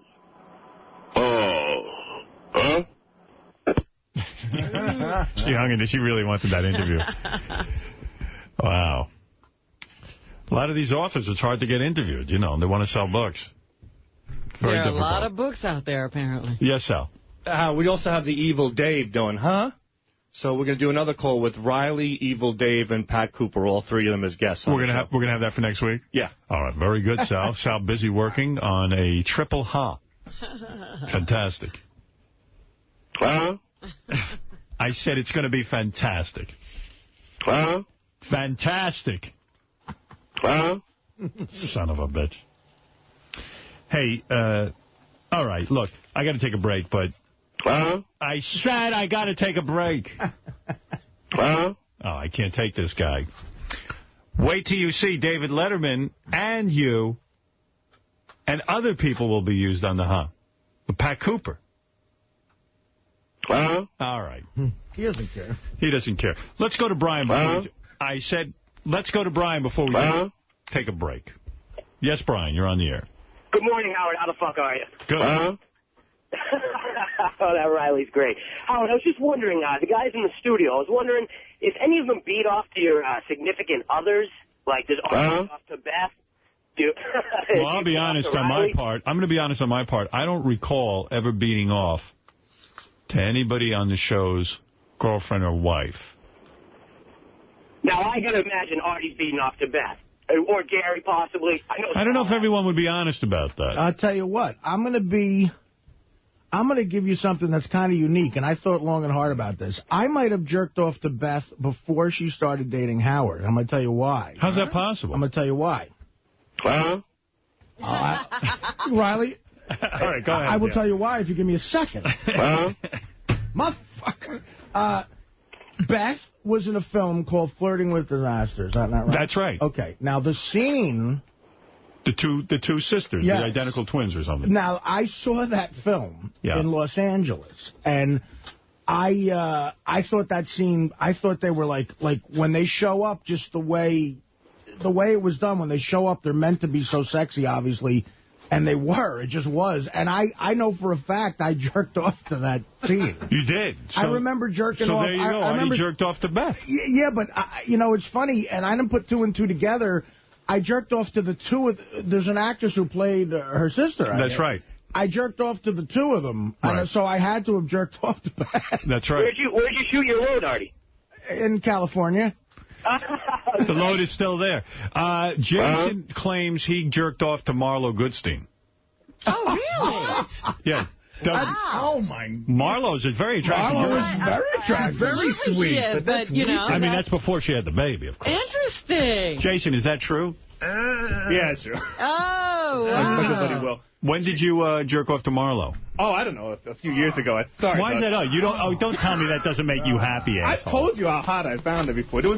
Doug's being a jerk. You know that. You know you're excited about that. It's flattering. Yes, a beautiful, handsome man like this. No, it's just the fact that someone jerked off to your wife is hot. She's hot. Why would I be upset about that? There was 1 year where she showed up to Ronnie's party wearing this awesome, sexy outfit, and it was shortly after. It might have been that night. I was probably drunk. And that was it. She popped into the fantasy for quite a while. I told you that all the time. Did you feel a little dirty about that, or was it okay?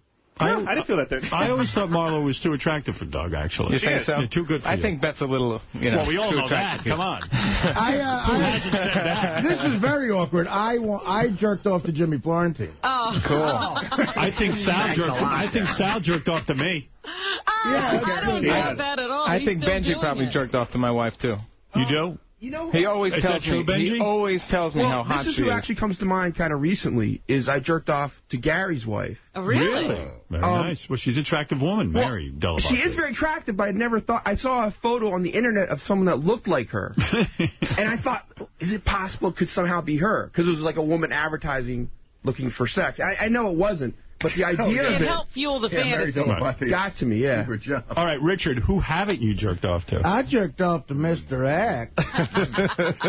Richard sent me an email. I jerked off to Ronnie Munn. Richard sent me an email last night, and this is like sort of keeping in the gay thing. He goes, this is a really weird website, and it's just gay guys blowing each other. Oh.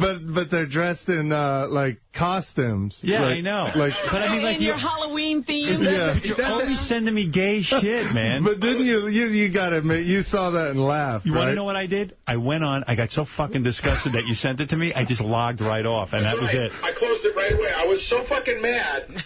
Why would you send this gay shit? Or at least, like, you put in the title, this is really dirty. Why don't you put this is fucking gay? Because it's a guy. There's a guy in a Godzilla costume, a blowing big him. Furry costume, and some other guy's blowing him. It's the funniest thing I've seen. I'm getting this email. I go, this motherfucker, he sets me up every time. He's definitely gay. Yeah, he's gay. No, if I was gay, I would get turned on by that. I found it funny. Why were you watching it? A fan emailed me this website to say, you got to look at this. Oh, with the fan emailing your story, that's getting stale. Who have you jerked off to? I jerked off one night when I was living with Will. To Will? Well, close to Will, and I heard Will and his girlfriend banging. Oh, right. But did you think about the girlfriend, how she looks and stuff? Probably a little bit. No. I mean, but she, you know. Or did you think of Will in that dress? Yeah, I thought of his ass. I jerked off to Beth. Actually, remember when she did that FHM spread? I took it in the bathroom and beat off to it. Did you have a sex dream about Mary once?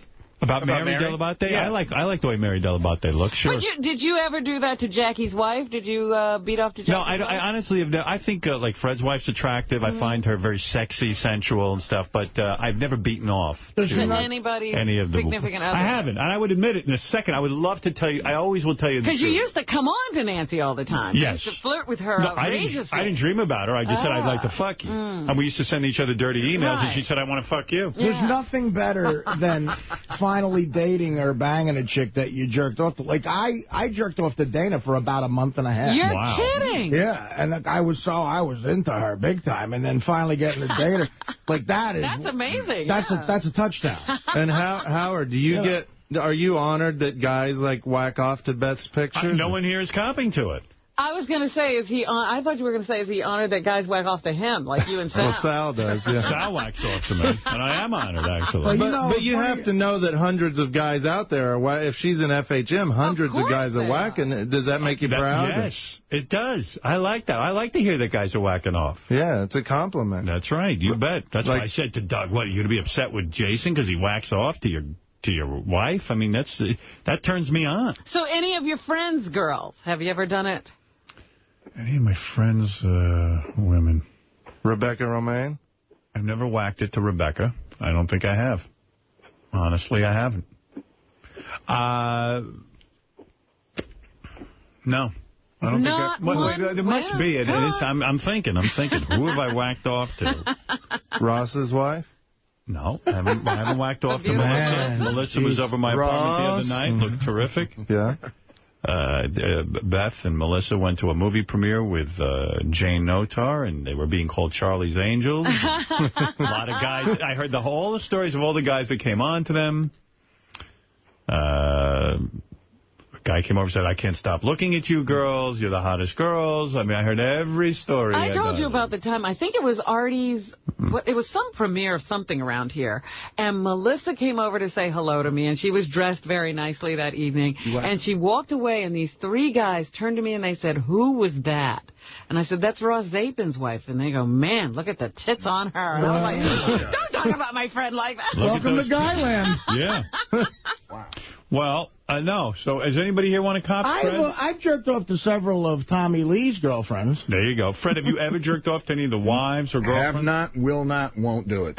How about Gary? The brain doesn't go there. Sometimes you can't help do it. You shut it off. Especially like Beth. I look at her like a sister in a way. It's like you just couldn't do it. All right. I bet Benji has. Well, I've definitely had a sex dream about her. Yeah. And I've seen pictures, like, with all you guys' wives, where it's like a starter thing, but then you start thinking about... Benji can beat off to anybody. Yeah. I see. He doesn't have any governor on that brain.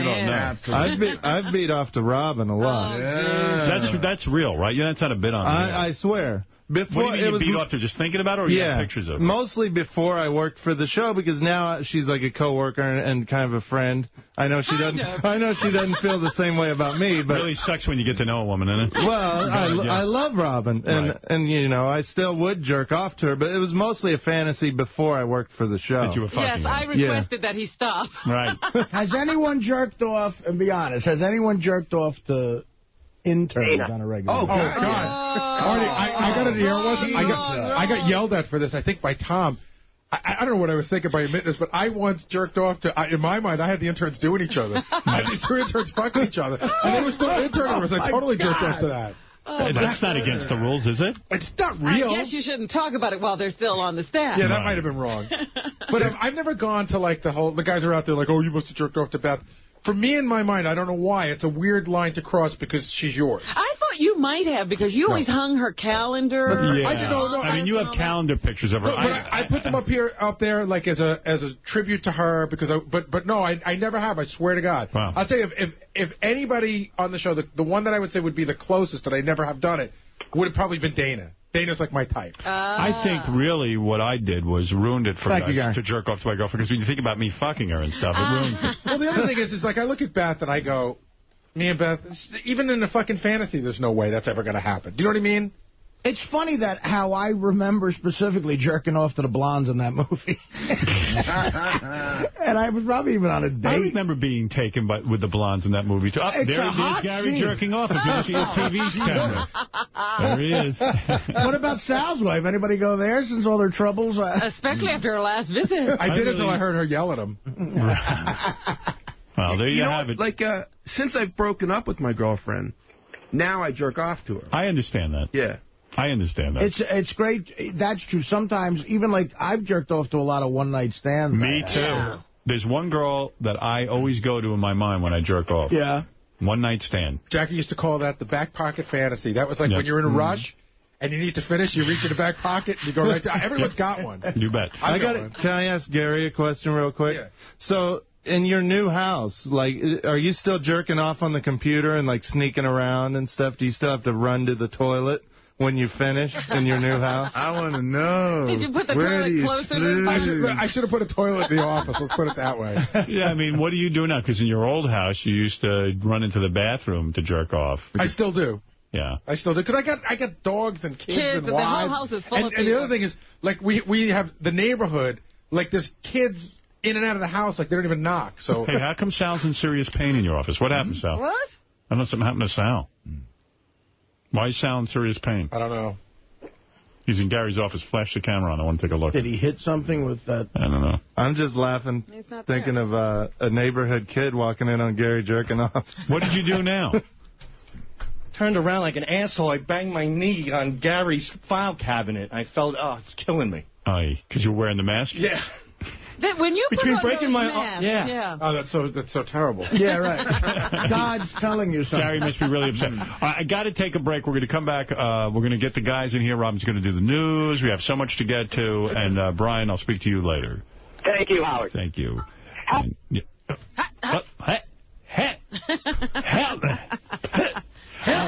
We'll be back right after this. I played the leukemia PSA that we had Evil Dave do. Yeah, that's a great one. Oh, my God. I pulled a fucking muscle laughing at that. I love those for so... That was just so good. At the end, he goes, because I feel bad for you. You know, and best thing to do is keep the kids, you know, happy in their last few years. He's full of advice. Oh, that is good stuff. I read the tabloids, you know. What is this? Kelly Ripa divorce blow-up. Battle to save her marriage. She thinking of bailing? Is that in the tabloid? It's the front page of the National Enquirer. She was on the cover of some magazine recently. Man, did she look good. Well, maybe she'll be free soon. Yeah. She's a good-looking honey. Whoa. What's Steve doing here? What's up, man? I didn't call for you, but stay. Anyway, I don't care. What happened? Who told you to come in? It's okay. Pranked back there. Yeah, but ask them not to prank. This is one area I'm not looking for pranks. Who pranked you, Sal? Yeah, it was the guys in Scott's studio. They told you to run in? Give me specific names who told you to come running in. Well, I'm in the green room, and Ronnie says, come on over here. Come here. Ronnie specifically told you to come in. So I come in, and I want to take a look at this. And, of course, I guess somebody hit the Steve Langford's coming in now, so, yeah. Pranked. Busted. So Ronnie's in on it, and who else? I want the names of the people who are sabotaging my show. I want the names. I guess Scott. Scott, the engineer, and Ronnie dreamt this up. Would you two fucking nitwits get in here? Scores, man, is about having fun, motherfuckers. I mean, really give me a goddamn break. Scores, man, got a tattoo. I'm doing a show. I can't have people running in.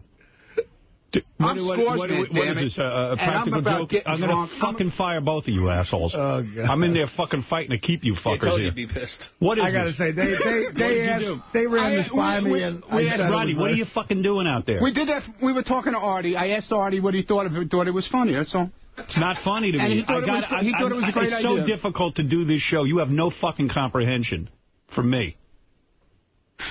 And you cocksuckers want to fucking send this guy in. Now, when he runs in, here's the chain reaction. I got to stop what I'm doing. I got an audience waiting to hear some fucking humorous pieces and things that are interesting. You guys don't have that pressure. You didn't think that was funny? No, man. I fucking don't, Ron. I don't want you out there doing fucking bits. All right. I need you being a fucking security guard. If you can't handle it, get back in the fucking limo and let's get somebody else up here. Okay. You're killing me. Okay. You're sending Steve in, and it's a great joke. You're having fun out there. I understand it's exciting for you. You're out of the limo, and you're now a personality. No. But I need you. I can't have you doing that. I'm being as serious as I can be. Okay. I need somebody out there who's got a fucking brain, who's got a serious approach to this thing. I do. If Steve runs in, it's funny to you, but what happens to me is it breaks everything I'm fucking planning. Okay. Now I'm on this. I need you out there doing your fucking job. Really, if you can't do it, bro, don't do it. Okay. There's plenty of other people who want to do it. Okay. And what's with you? We apologize. You know, in the day, people want to get rid of you here. I'm busting my balls here for you. I understand. Don't dream up. Do great things that we can use on the air. Sending Steve Langford to run in the middle of something I'm doing ain't going to help me and ain't helping Steve. It fucks me up. I don't want to be pranked ever. I prank. No one else. Okay. Okay. I'm the prankster here, boy. This is my world. I'm just letting you get a taste of it. And when I pull you out of this world, it's torture.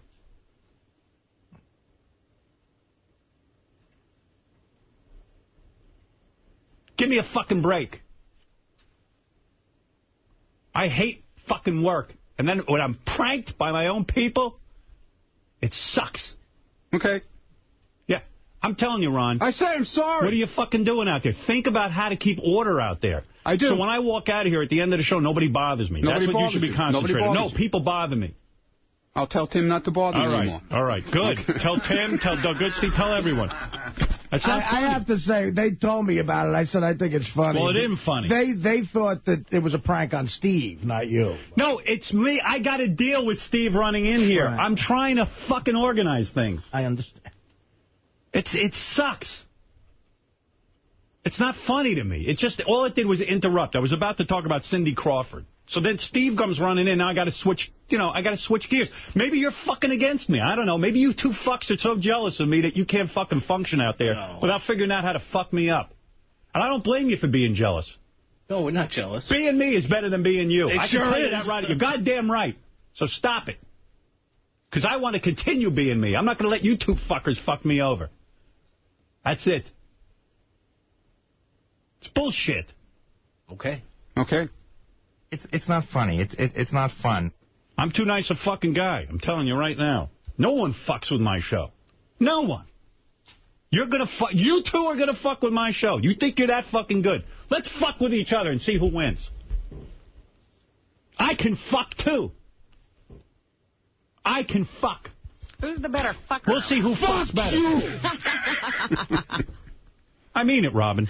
I'm sorry. I mean it. I haven't said working too goddamn long. I think you're handling this well. Fucking Hartford, banging my head into the wall, trying to get a show together so I could fucking one day make a living for my family. And these then two you got guys, these two. And then I bring them into the party, The two assholes. and they're out in the hall and go, what can we do? What can we do? What we can do. We'll send Steve in, and we'll break up the train. So let's say Steve comes in. Let me explain the joke to me. Tell me how it's funny. Because I'm missing. I don't know. Everybody out there was laughing pretty hard. Who's everybody? Tell me who's laughing. Everybody in the bullpen. Everybody. Everyone was laughing. Yeah. Well, they said, what we'll do is we'll trick Steve to run in early. But how does the audience get it? In other words, you guys are good at coming up with shit that makes you laugh. But they got it out there and at they didn't my even know expense. They got it. How is it? So now I have to explain to the audience your joke? I mean, give me a break. Come up with something I can really use. Go out with a tape recorder today, Ronnie and Scott, and go out and record something funny. Make a phony phone call. Do what Steve does. Go out on the street and make a fucking report out of nothing, out of Elliot Offen's ticket. That's his job. I don't do his job. You I don't? have my That's own right. job to do. But you're not doing your job. You're busy doing other things. It's not your job to do bits. I didn't hire you to do a bit. I know enough not to. You're funny. You're a guy who's funny in the hall. You and Ron are funny in the hall. Being funny on the air, that's a whole nother deal. I know. See? That's where you got to really fucking lay it on the line. You got to be funny in here. See? It's not funny. You're not funny. Ronnie's never been funny. He thinks he yells out, fuck some whores, he's going to be funny. It ain't funny. He's not funny. Let's fuck some whores! It's pathetic. What other show could turn you, Scott the Engineer, into any kind of star? I had to work hard. I looked at you, I said, this is who I got to turn into a star? I'm not a star. But people know you. They do know me. I work hard at it. Fred's got to sit and make a cockamamie impression of you to make you funny. I appreciate that. All right. I appreciate everything you've done. Do me a favor, man. Don't fuck with me. Okay. Okay. Because I'll fuck back with you, and you will not like it. I won't. No. And neither will you, Ronnie. You will not like it. Okay. I'll win. I'm telling you I'll win. We know you'll win. I always win. I'm a winner. Yes, you are. This is now a party. I want to know this joke of yours. So what was it that you hoped would happen? Well, Why is it was, funny? Explain it to me. Steve runs in. I was editing a show the other day, and it was just how so happens it came upon, here's Steve Langford of the news. Right.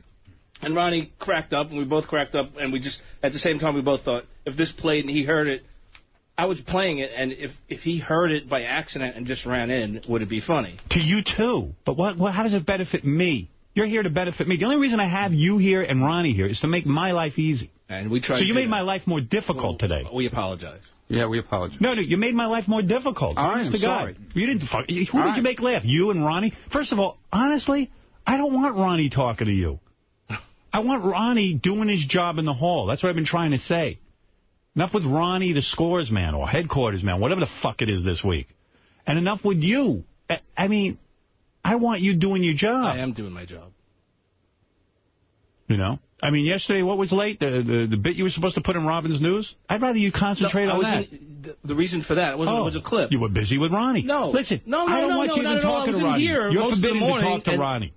I want you concentrating on... If you're talking... Ronnie has nothing to do with bits. Okay. Nothing. Okay. He has nothing to do with bits. He's not Ronnie the prankster. He's getting too comfortable. You're getting comfortable. I'm not comfortable. There's nothing comfortable in my world. I'm uncomfortable 24 hours a day, and the people who work with me should be uncomfortable.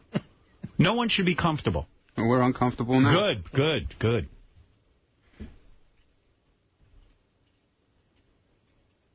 You know, I mean, what am I doing here? My own people sabotage me. Steve Langford's out there waiting because I have to call for him, and then he comes in. I don't even get this joke. How was I going to find it funny? What was I going to do? How was I going to be in on the joke? So I have to now explain your joke to the audience?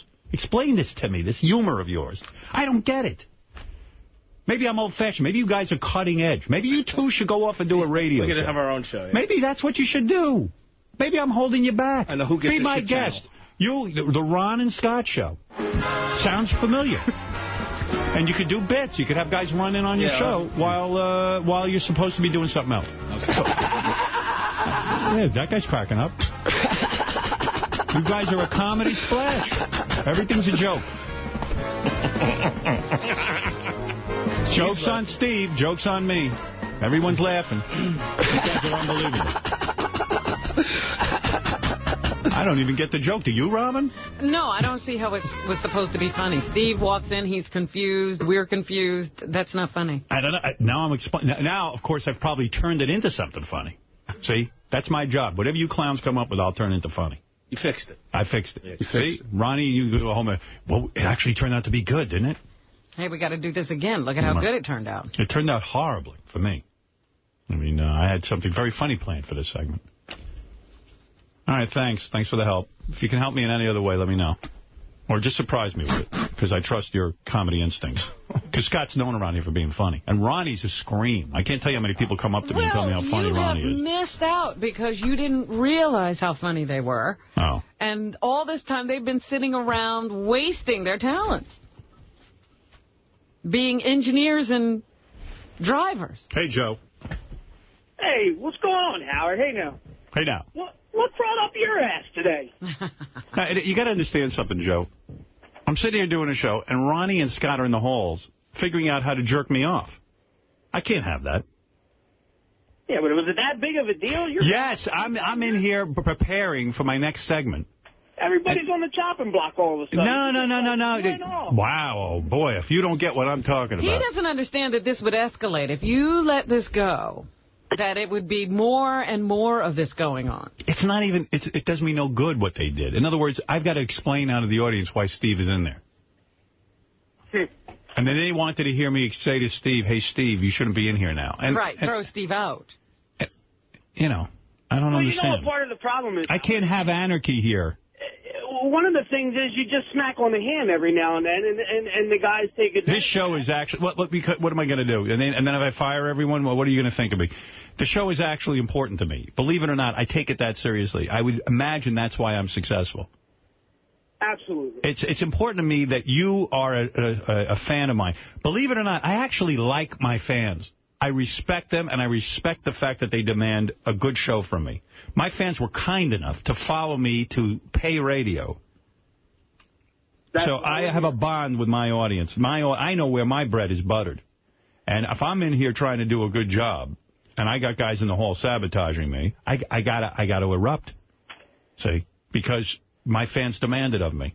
And I demand it of me. I'm not going to disrespect you, Joe, when you're paying $13 a month. And I'm not going to let anybody fuck with that bond. It just sounded over the radio. It sounded like you just went off big time. And I did go off big time. What happened? Fred, am I inappropriate here? I don't know what those guys were trying to do. That's what I'm saying. So what am I supposed to do? Thanks for... I mean, and Scott's got a ton of work to do. I mean, I understand good jokes. I understand funny jokes, but the joke just didn't translate. And it fucked everything up. Scott and Ronnie to be doing practical jokes on the staff here, I've asked Ronnie a million times to be the voice out there that says no jokes, let's get serious. And it's hard for people to take him seriously if he's now has the identity of a prankster. He's a prankster. He's becoming a new persona. So if people don't take him seriously, that's one of the reasons. Yeah. I mean, I need this guy to stand security. Let me explain what happened, because maybe you'll understand it clearer.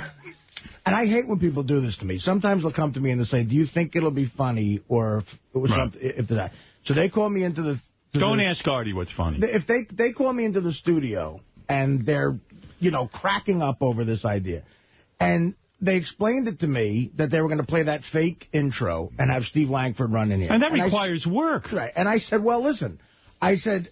Is it funny as a practical joke on Steve Langford? Absolutely. That makes me laugh. But you know what? You got to gauge. I said this. I said you got to gauge the moods Howard's in. You got to time it properly. There's no mood for that. Yeah, there's no mood I've ever been in. But I said to them, if you do it, I won't leave you hanging. I will say you ran it by me first. Why didn't they run it by Gary first? Because Gary would say, don't go in the studio. Yeah, because you guys are idiots. They were looking for validation for someone in here, and I guess tacit approval. Listen, but you got to tell you Carnegie Hall. Advise us on right. But listen, let me tell you I said, guys, listen. On one level, it is funny as a joke on Steve, and I can see why people out here would laugh at that. But if Picasso's painting a masterpiece, you don't want his driver throwing water on it. That's how I feel about that. Or adding paint. You don't need him painting. Nothing funny. And here's the thing with Ronnie. I hired Ronnie, I don't know how many years ago. It might be 30 years ago. And I've said to him ever since, you got to prove to me every day you're not a creep. Because, my first impression of Ronnie was he was really a big creep.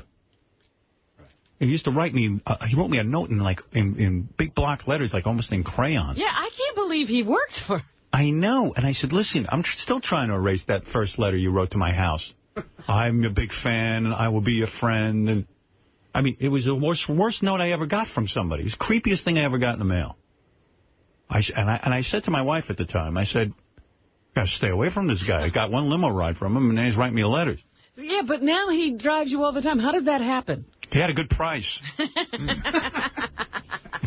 Howard, I think I understand a lot more now, and the only thing I really have to say at this point is, what the fuck was wrong with those guys? They ought to be ashamed of themselves, and they're very disrespectful. Well, that's right. Joe. I'm on the same page now. Yeah, thank you. I mean, Joe, I mean, come on. All right, thank you. I understand. Thanks. All right. I mean, what is going on out there? Toke. Hey, Howard, what's going on? Man, I think it's time you clean shop. You got two assholes running in like that doing bullshit, and then you got Sal calling your guest girlfriends ugly cunts. It's time to clean shop. I don't know. I just want to get through the next 3 years, let everyone have a good time, be reasonable, do their job, and we'll all get out of here with our dignity. That's all. Or what's left of it. Or what's left of it. Still have some. It's crazy what's going on in here today. It's crazy. Jerry, you're on the air in Los Angeles. Yeah, Howard, I agree with you 100% what these assholes are doing to your show.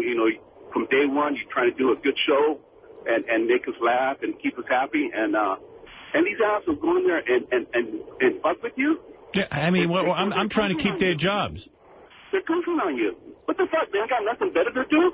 They don't got shit to do on their desk. They got plenty of things to do. Plenty to do, Jerry. Assholes.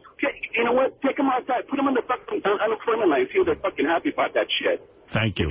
Well, let me tell you, there's a lot worse jobs they could be having than this one. Motherfuckers. This Ronnie was driving a limo. He had to sit there and wait for people from the Today Show back and forth and eat their shit. And Scott, I don't know. At K-Rock, they were ready to throw him right out the door.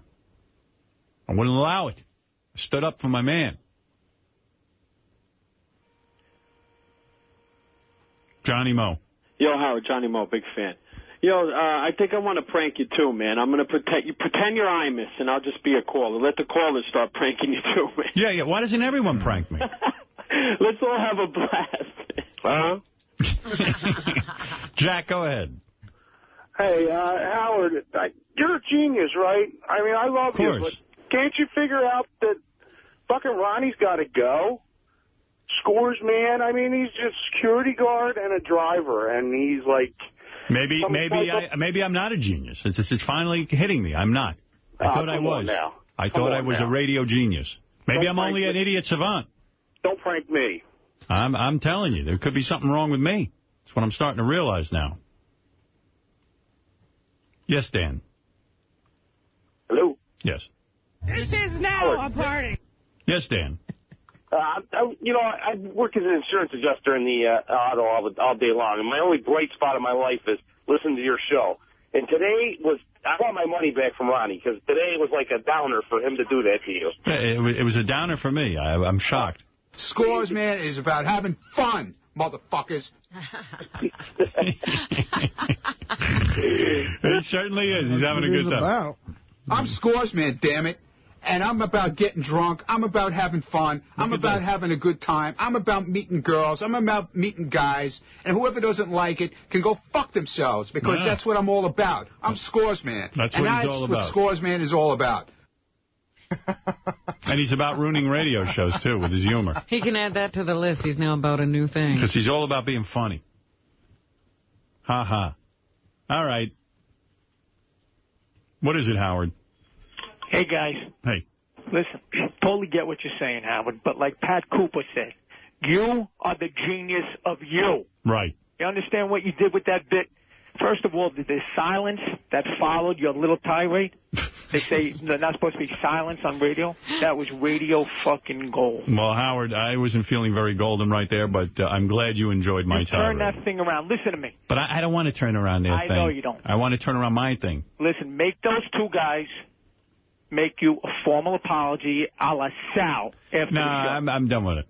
All right. You know what? I want to tell you something. It's a good thing in a way this happened, because Ronnie was planning his next big prank where he was putting an ejector seat in my limo, where we would be in traffic and then I would just fly out of the limo. You think that would be funny? Make sure that gets on Howard TV. Yes. Oh, no, he had it all set up for Howard TV. Don't worry. He's got his next big prank. Can I ask you something else?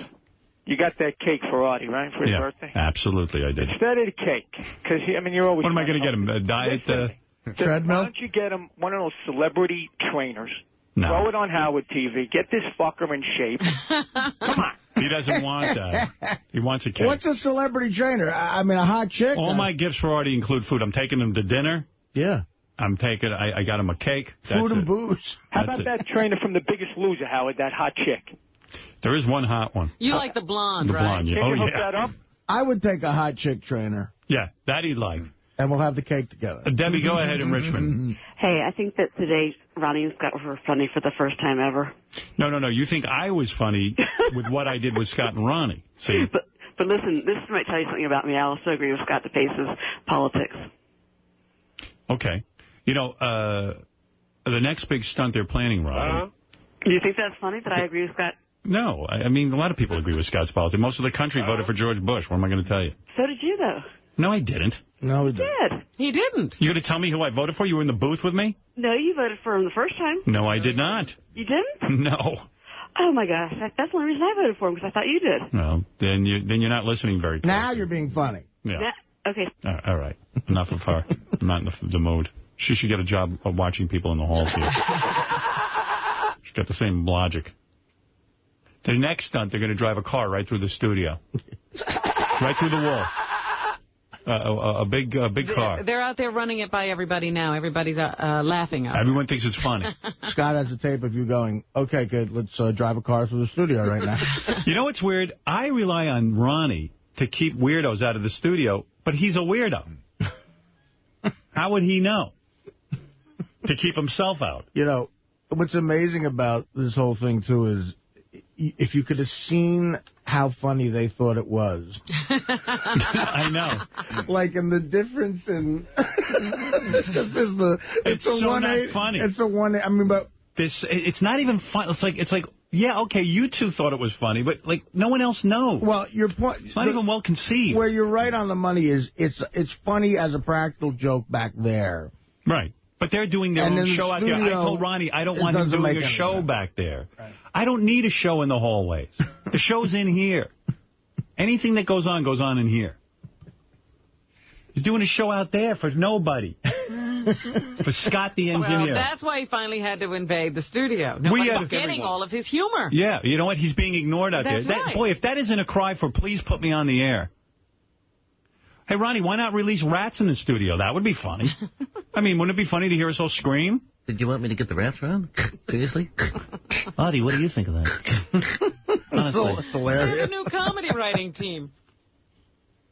You remember how Frankenstein, the doctor, felt when he created the Frankenstein monster? Remember what a shithead he felt like? Like he was like, I'm going to turn death into life. People are going to love me. That's how I felt when I tapped Scott and Ronnie to work here, you know? It's alive. I'm going to give these two guys a job. And then, then all of a sudden, like the Frankenstein monster. They kill their creator.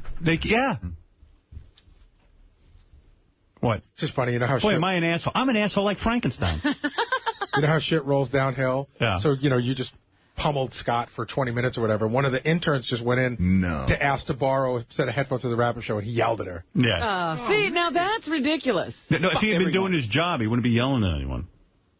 I'm really surprised that they didn't run it by me. They run everything by me. No, because this was so good. But they ran it by everybody but me. Well, why do you think? Because in the deep back of their mind, you'd say no. You know, and you're wrong, Gary. You've only been doing this for 20-plus years. If you they wouldn't get know it what I past like. you, this will be great. Right. If they wait around for your advice. You've got to bypass him. He's only going to cockblock you. Going to cockblock a bit. You know, I walked in here and I said to myself, I should probably at least tell that to Gary. And then I thought of telling you, so it would really be a joke completely on Steve. Because I felt they could... Would you like to know? And Ronnie is so mentally off that he thinks I like this. Would you like to know? What scares me. Would you like to know the other joke? They had two jokes they were deciding. They couldn't just... The other one was going to be to lock the door. So that Steve couldn't get in. Do me a favor, lock the door on those two so they can't get in ever again. You didn't think that was funny? No. And why did Scott yell at her for doing her job, the intern? Because he's pissed.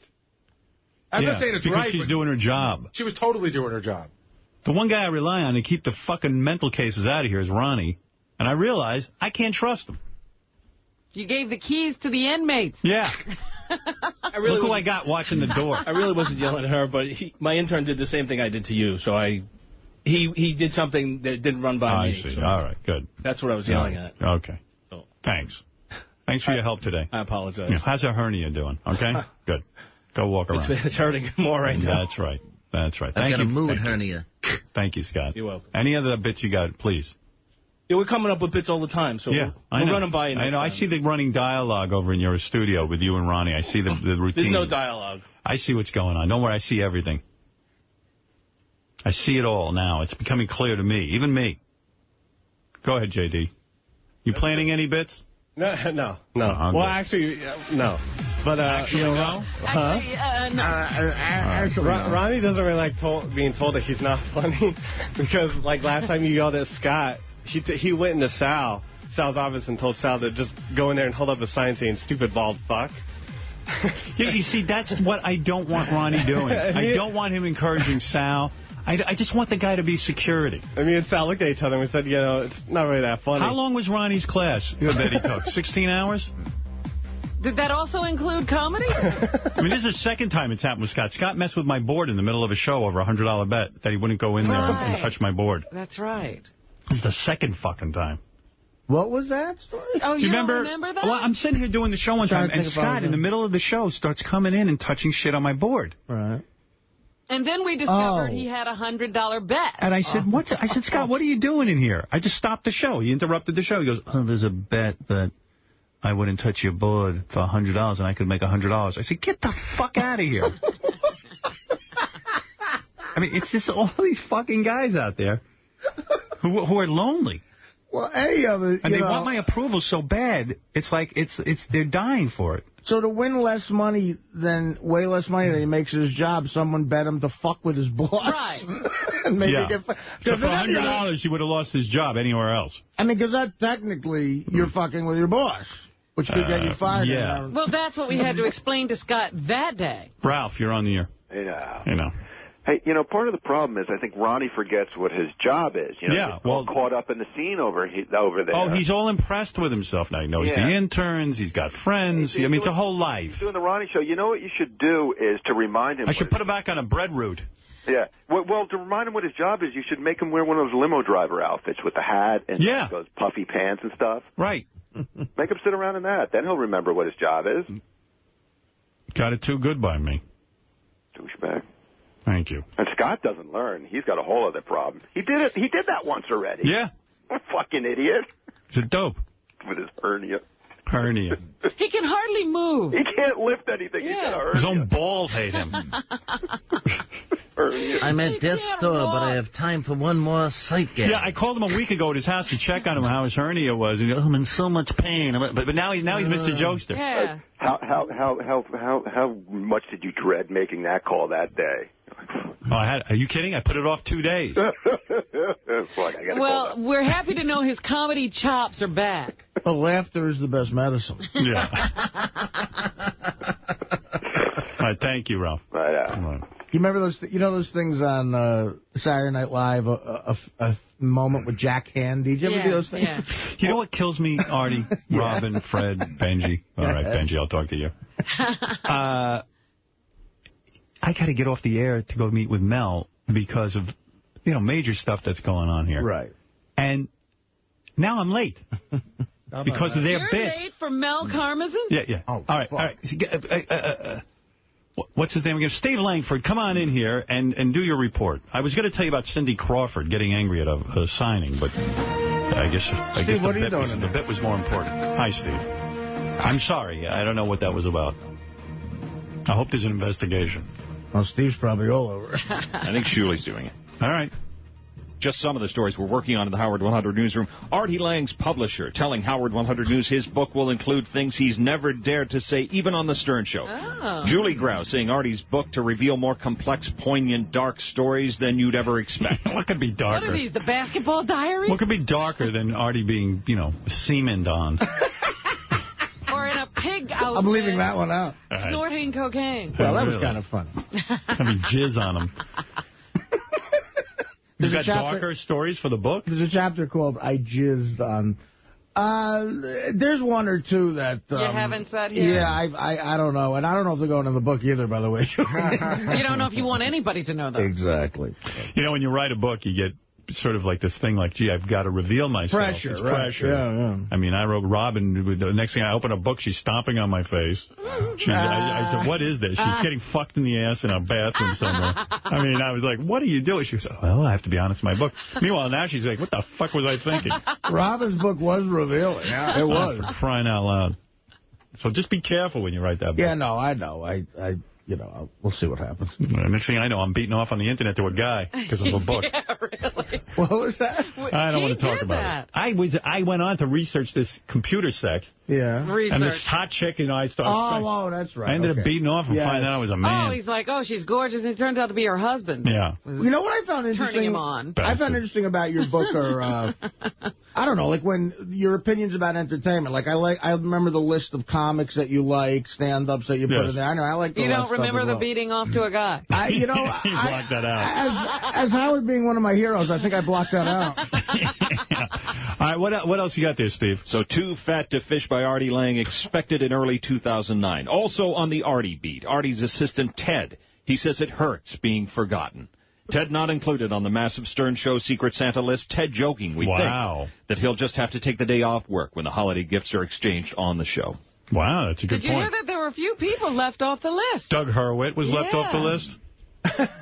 Really? Yeah, but I take care of Doug. Yeah. That's what I thought. I thought he was in your purse. Right. And I take care of Teddy, too. Believe me, we had a birthday last month, and Teddy's fine. Yeah, Teddy will be all right. Yeah. Well, they asked Teddy what he got from you, and he goes, a little bonus. Nothing special. Right. Teddy. A little bonus. Anything else? What is he, with the Vanderbilts? A little bonus? Tonight Show. He's working for Gloria Vanderbilt. A little bonus. Piece of shit. What is it, Ryan? Yes, go ahead. I wish I could tell you guys the little bonus. What was the little bonus? Go ahead. I'm not telling you. Ryan, go ahead. You're on the air. Hey, Howard. You know, because I look like a bigger jerk off than him. Yes. Howard. Great to talk to you. Thank you. I wanted to say, I don't know if you were just running this into a bit with Ronnie and them, but it's really about time you get rid of this guy.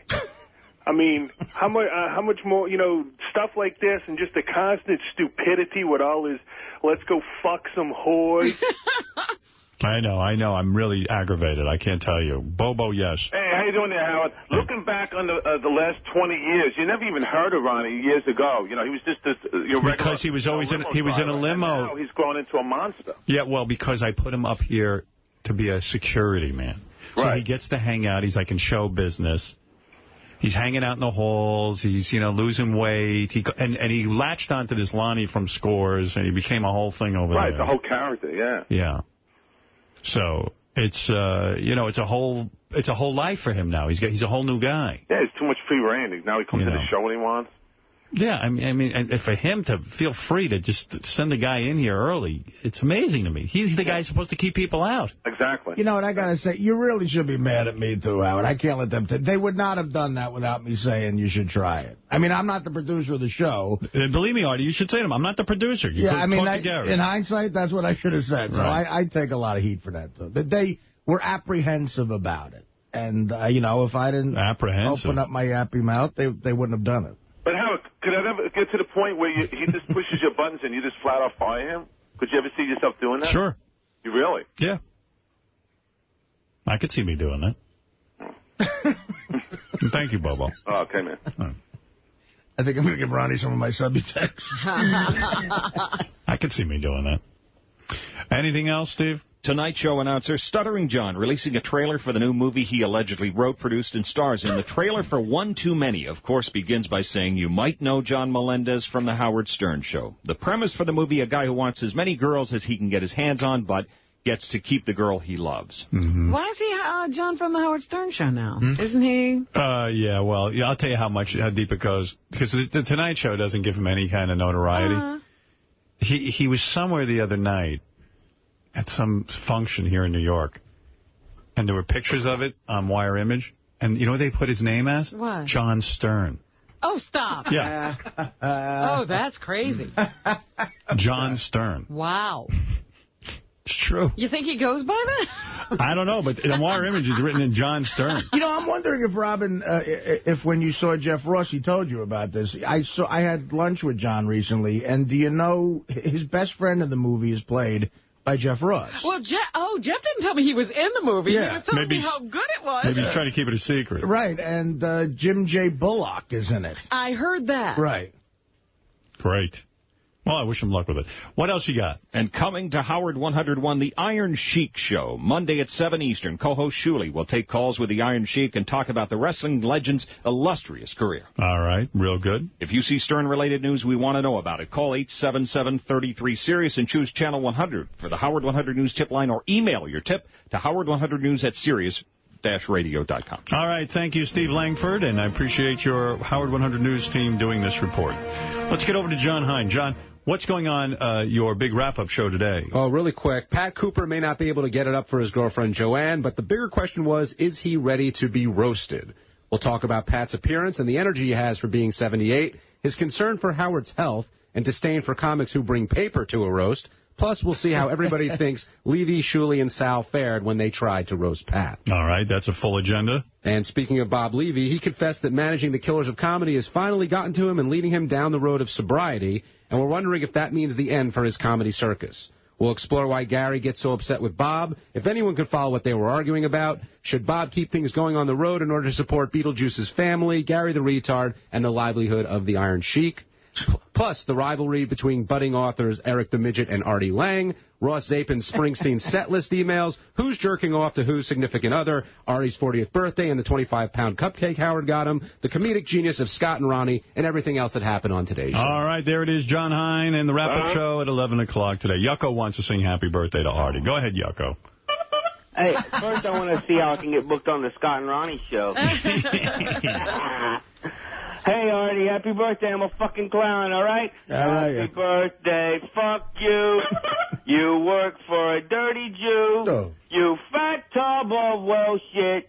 Nobody likes you. All right, thank you, Yucko. Man, How nice is that? What a wonderful tribute. What an honor. Yeah. Glad Ike took some hit on that, I mean, too. really? Couldn't fit the N-word in, Yucko? Yeah, forgot about me. That's the second verse. See you next time. All right, all right, we got to take a break. When we come back, we're going to try and wrap things up with Robin's news. No Mutt today for... Oh, Mutt on the show. Thank you, Robin. Mutt, Superfan Roundtable Preview. What do you have for us tonight, Mutt? I see you're rushing to get out of there, so I'll be quick. We're doing a conspiracy show tonight. I always get these calls from people with weird theories about the show, like, you know, your hair's fake, or Sal and Richard's calls are fake, reasons why Billy West doesn't do the show anymore. So we're going to take calls like that, and we'll also have some interviews to try down to the bottom of it and try and find out the truth. I love that idea. Thank you, Mutt. All right, have a good weekend. We'll tune in tonight at Howard 101, 7 p.m. Mutt and the Superfan Roundtable. It is a great show. We will be back right after these words. Number 2 song. I think you've lost your mind. Kanye West. It's not for me. Okay, Robin, it's time for news. It's time for news. I say it's time for news. Let's go. You know, Fred is going to wait and... He's going to kill me. Hold on, because you're in a hurry. Oh, yeah, Robin. You know you want it. Nubian queen, now I'm stroking on my wing. I'd stick my tongue right up your bung, even if you had the runs.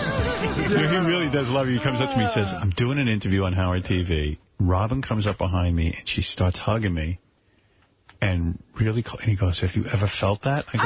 I go, what do you mean? He goes, oh, my God, her nips were just like plowing into me. Oh, my God, he's so crazy. I go, really? He goes, she was like, she really was sexual. He's out of his mind. And he was like so turned on by you.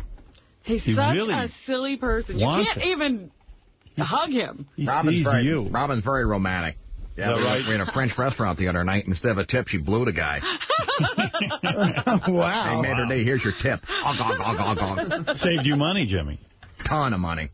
And I'm all for that Secret Santa stuff right there, you know? Right. I don't want Robin wasting our money buying 101 gifts. All right, Robin. It's your boyfriend, Jimmy. Oscar winner Charlize Theron is carrying a new title, Sexiest Woman Alive, according to Esquire magazine. She's got a beautiful face on her, but I've seen her in bathing suits, and her body's a little bit not perfect. Really? Yeah, her waist is a little more mannish than it is feminine. Really? There's a little bit of a belly. You know, I mean, if you're going to call somebody the most beautiful woman in the world. They said sexiest woman alive. It wasn't only beauty. I could see where sexy, because she has a sexy occupation and she's good at her job. But she's not the most beautiful. She might be the sexiest. I'm one of those guys, I really have, like, a line between sexy and pretty. Mm-hmm. Right. And, God, a sexy chick could hit me like a ton of bricks where you don't even, like, I've been so turned down by broads where other guys can't understand what I'm talking about. It's a weird thing. And, like, with her, I put her more in the pretty category. I've never been, that crazy sexually attracted. I never used to think Halle Berry was sexy. Then I saw her in that new movie she's doing. Yeah. And she was so good in it.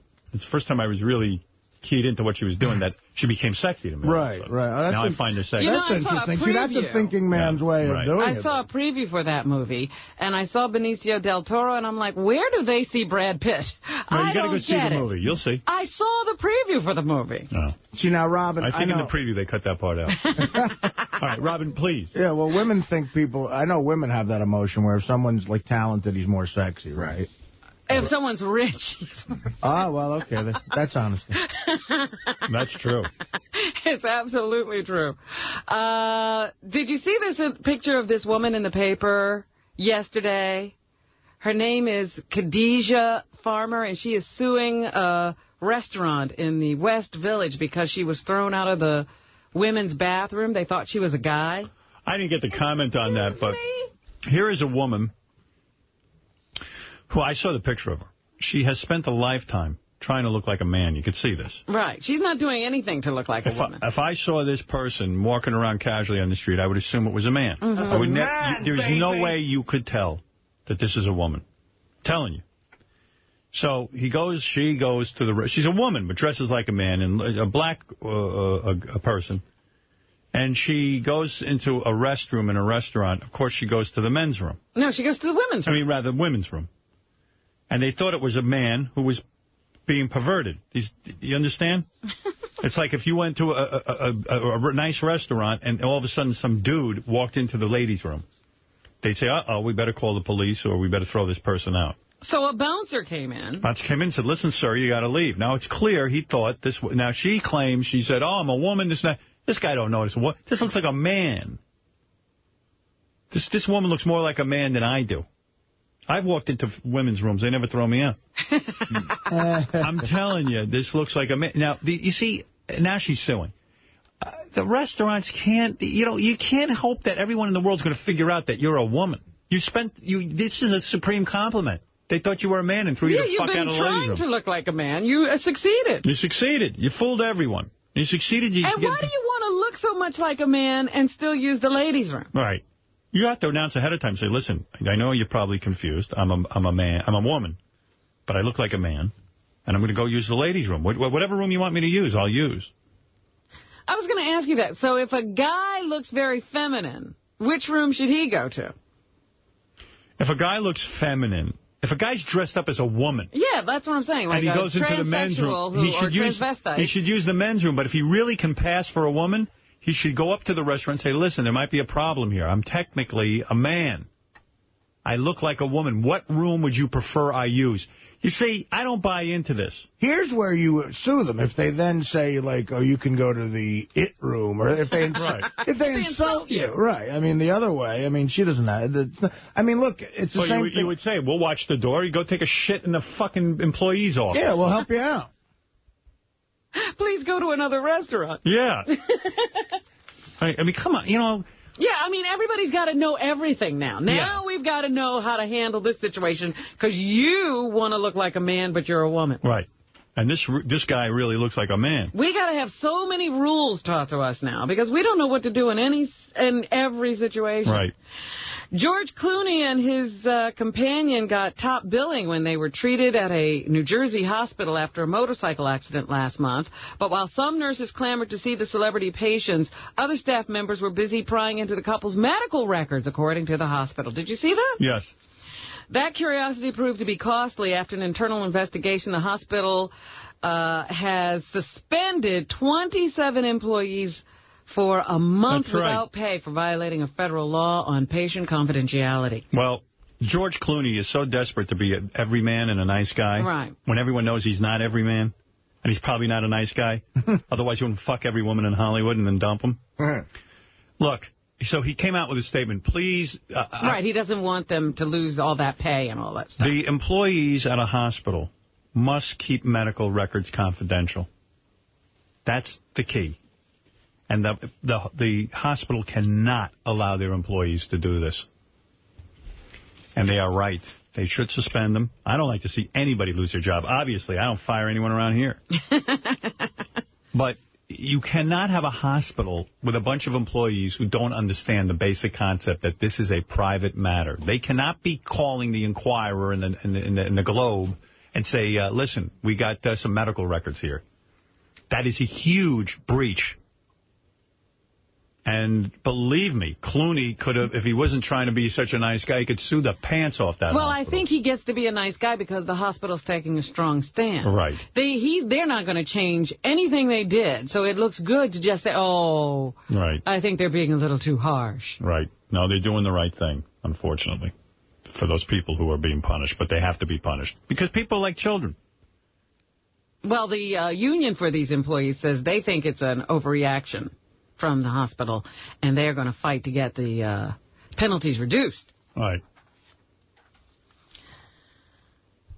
What do you think kills more children in the world than anything else every year?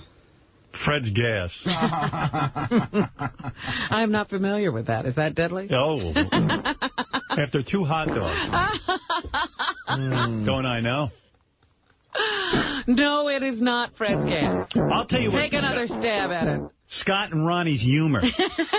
Who's on first? The Scott and Ronnie show. No. What kills children more in this country? More children in the world. I would say hunger. Probably either I would think disease, unclean thing. Well, which disease? I would say starvation.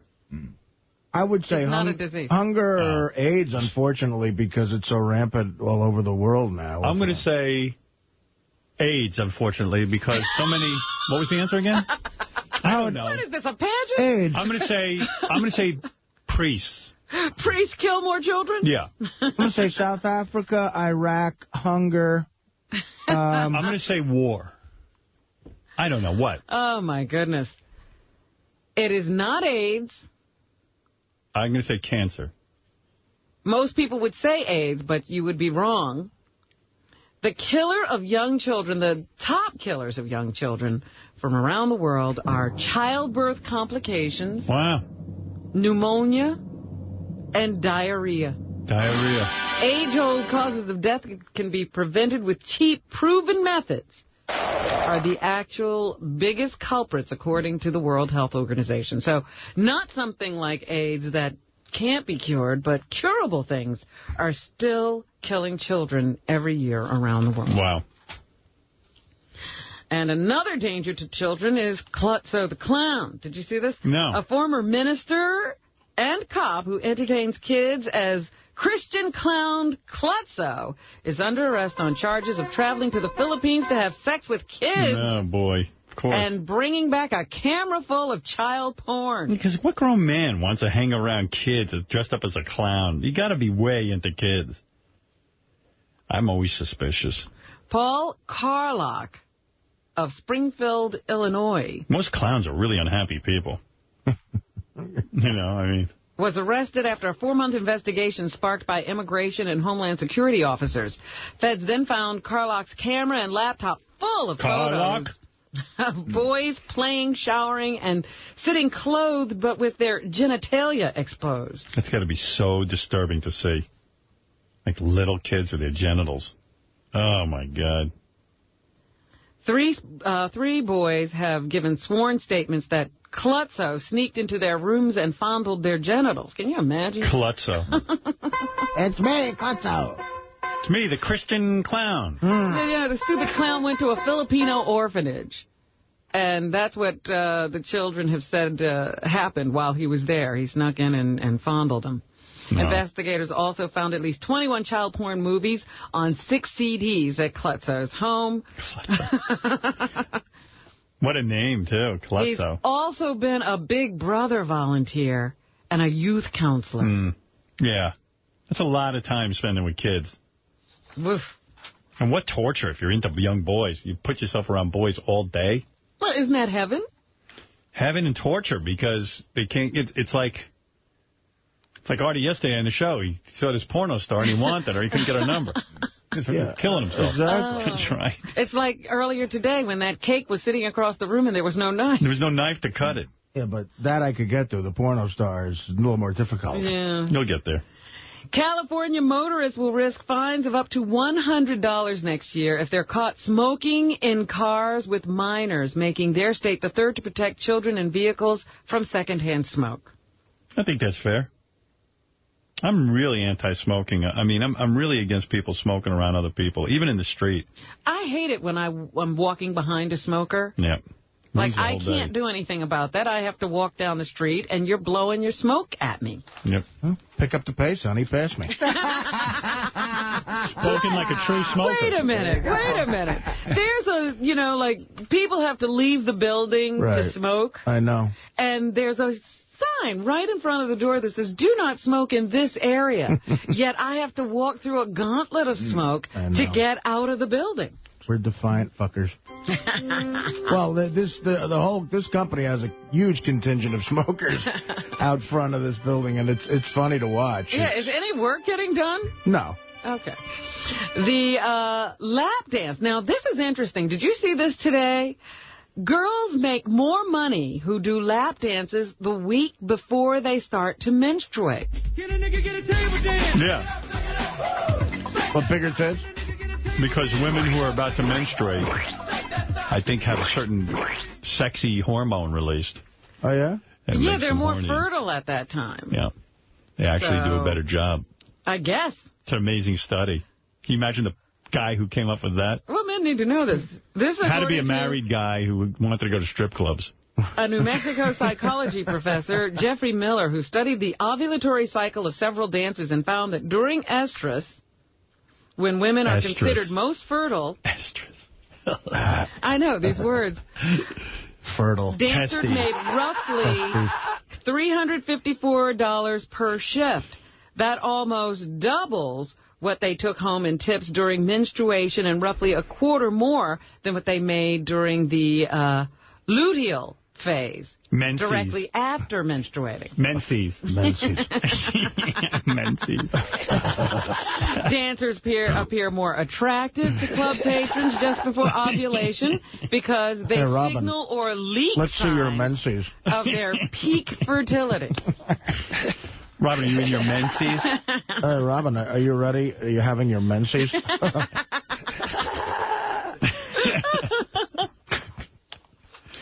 Let's see. Oh, there's a guy. I want to give her a big tip. She must be having her menses. Yeah. Nice dance, Raven. Are you in your estrus? That should be the name of a car. Yeah. Right. Are you in? If you're in your estrus, do you want to get in my Saturn? Anything else, Robin? Yes, speaking of, the crazy things that guys do, this guy was dating a woman for about a week, calls himself an artist, and they went out, had a nice time, and then got home and got into an argument. She, I guess, hit him or something, and that sent him off. He grabbed her by the throat, choked her to death, and then slept with her body for a couple of days before calling his brother and saying, guess what I did? I've been bad. Mom came over, found the body, and then called 911. So now this Chinatown artist who strangled his new girlfriend is under arrest. Meanwhile, there was a guy who was stalking Uma Thurman. Yeah, I felt bad for her when I read this. Yeah, and he thought he was in love with her for the last 2 years. A lot of guys think they're in love with her. I might be in love with her. But I felt bad for her. He has stalked her for the last 2 years, traveling to movie sets, where she lives. He eventually left a letter at her Manhattan apartment that contained a bone-chilling threat. I feel afraid that if I see you out again with another man, I will want to kill myself. Well, that's good. At least you want to kill yourself. Maybe even after we meet, he wrote in a missive left at her building last month. So. Yeah, he was camping outside her building. He was, waiting to meet her and all kinds of weird shit. She couldn't even go anywhere. He feels that he and Uma were fated to be together, according to a detective who wrote up the complaint. He came to New York. He has been sleeping in a car on her block, among other places, and has been trying to... person continues to love her. So even though they've arrested him, and she has complained about him, he continues to love her. Maybe it was her driver doing a joke. You don't think that was funny? He should... I say I'm sorry. Snoop Dogg was given 160 hours of community service. He has agreed to rake leaves, wash cars, clean toilets, pick up litter those 160 hours. So I guess dog will have some interesting jobs.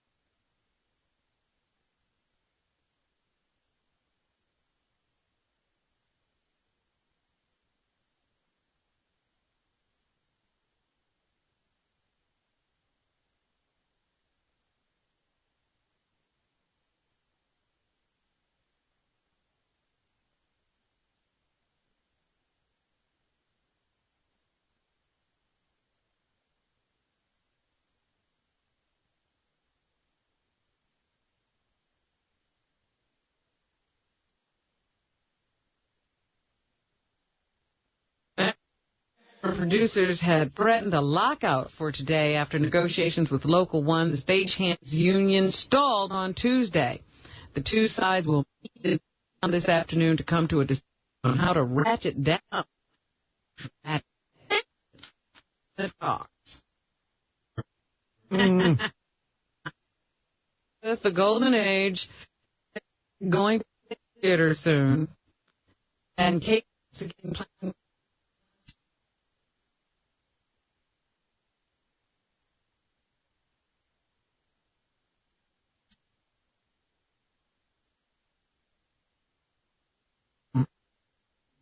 You know what? In a similar story, after Popular, I'll be.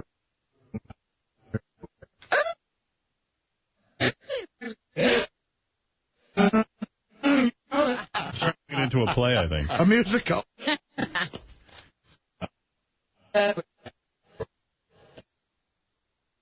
Yeah. This is very big news. Bye.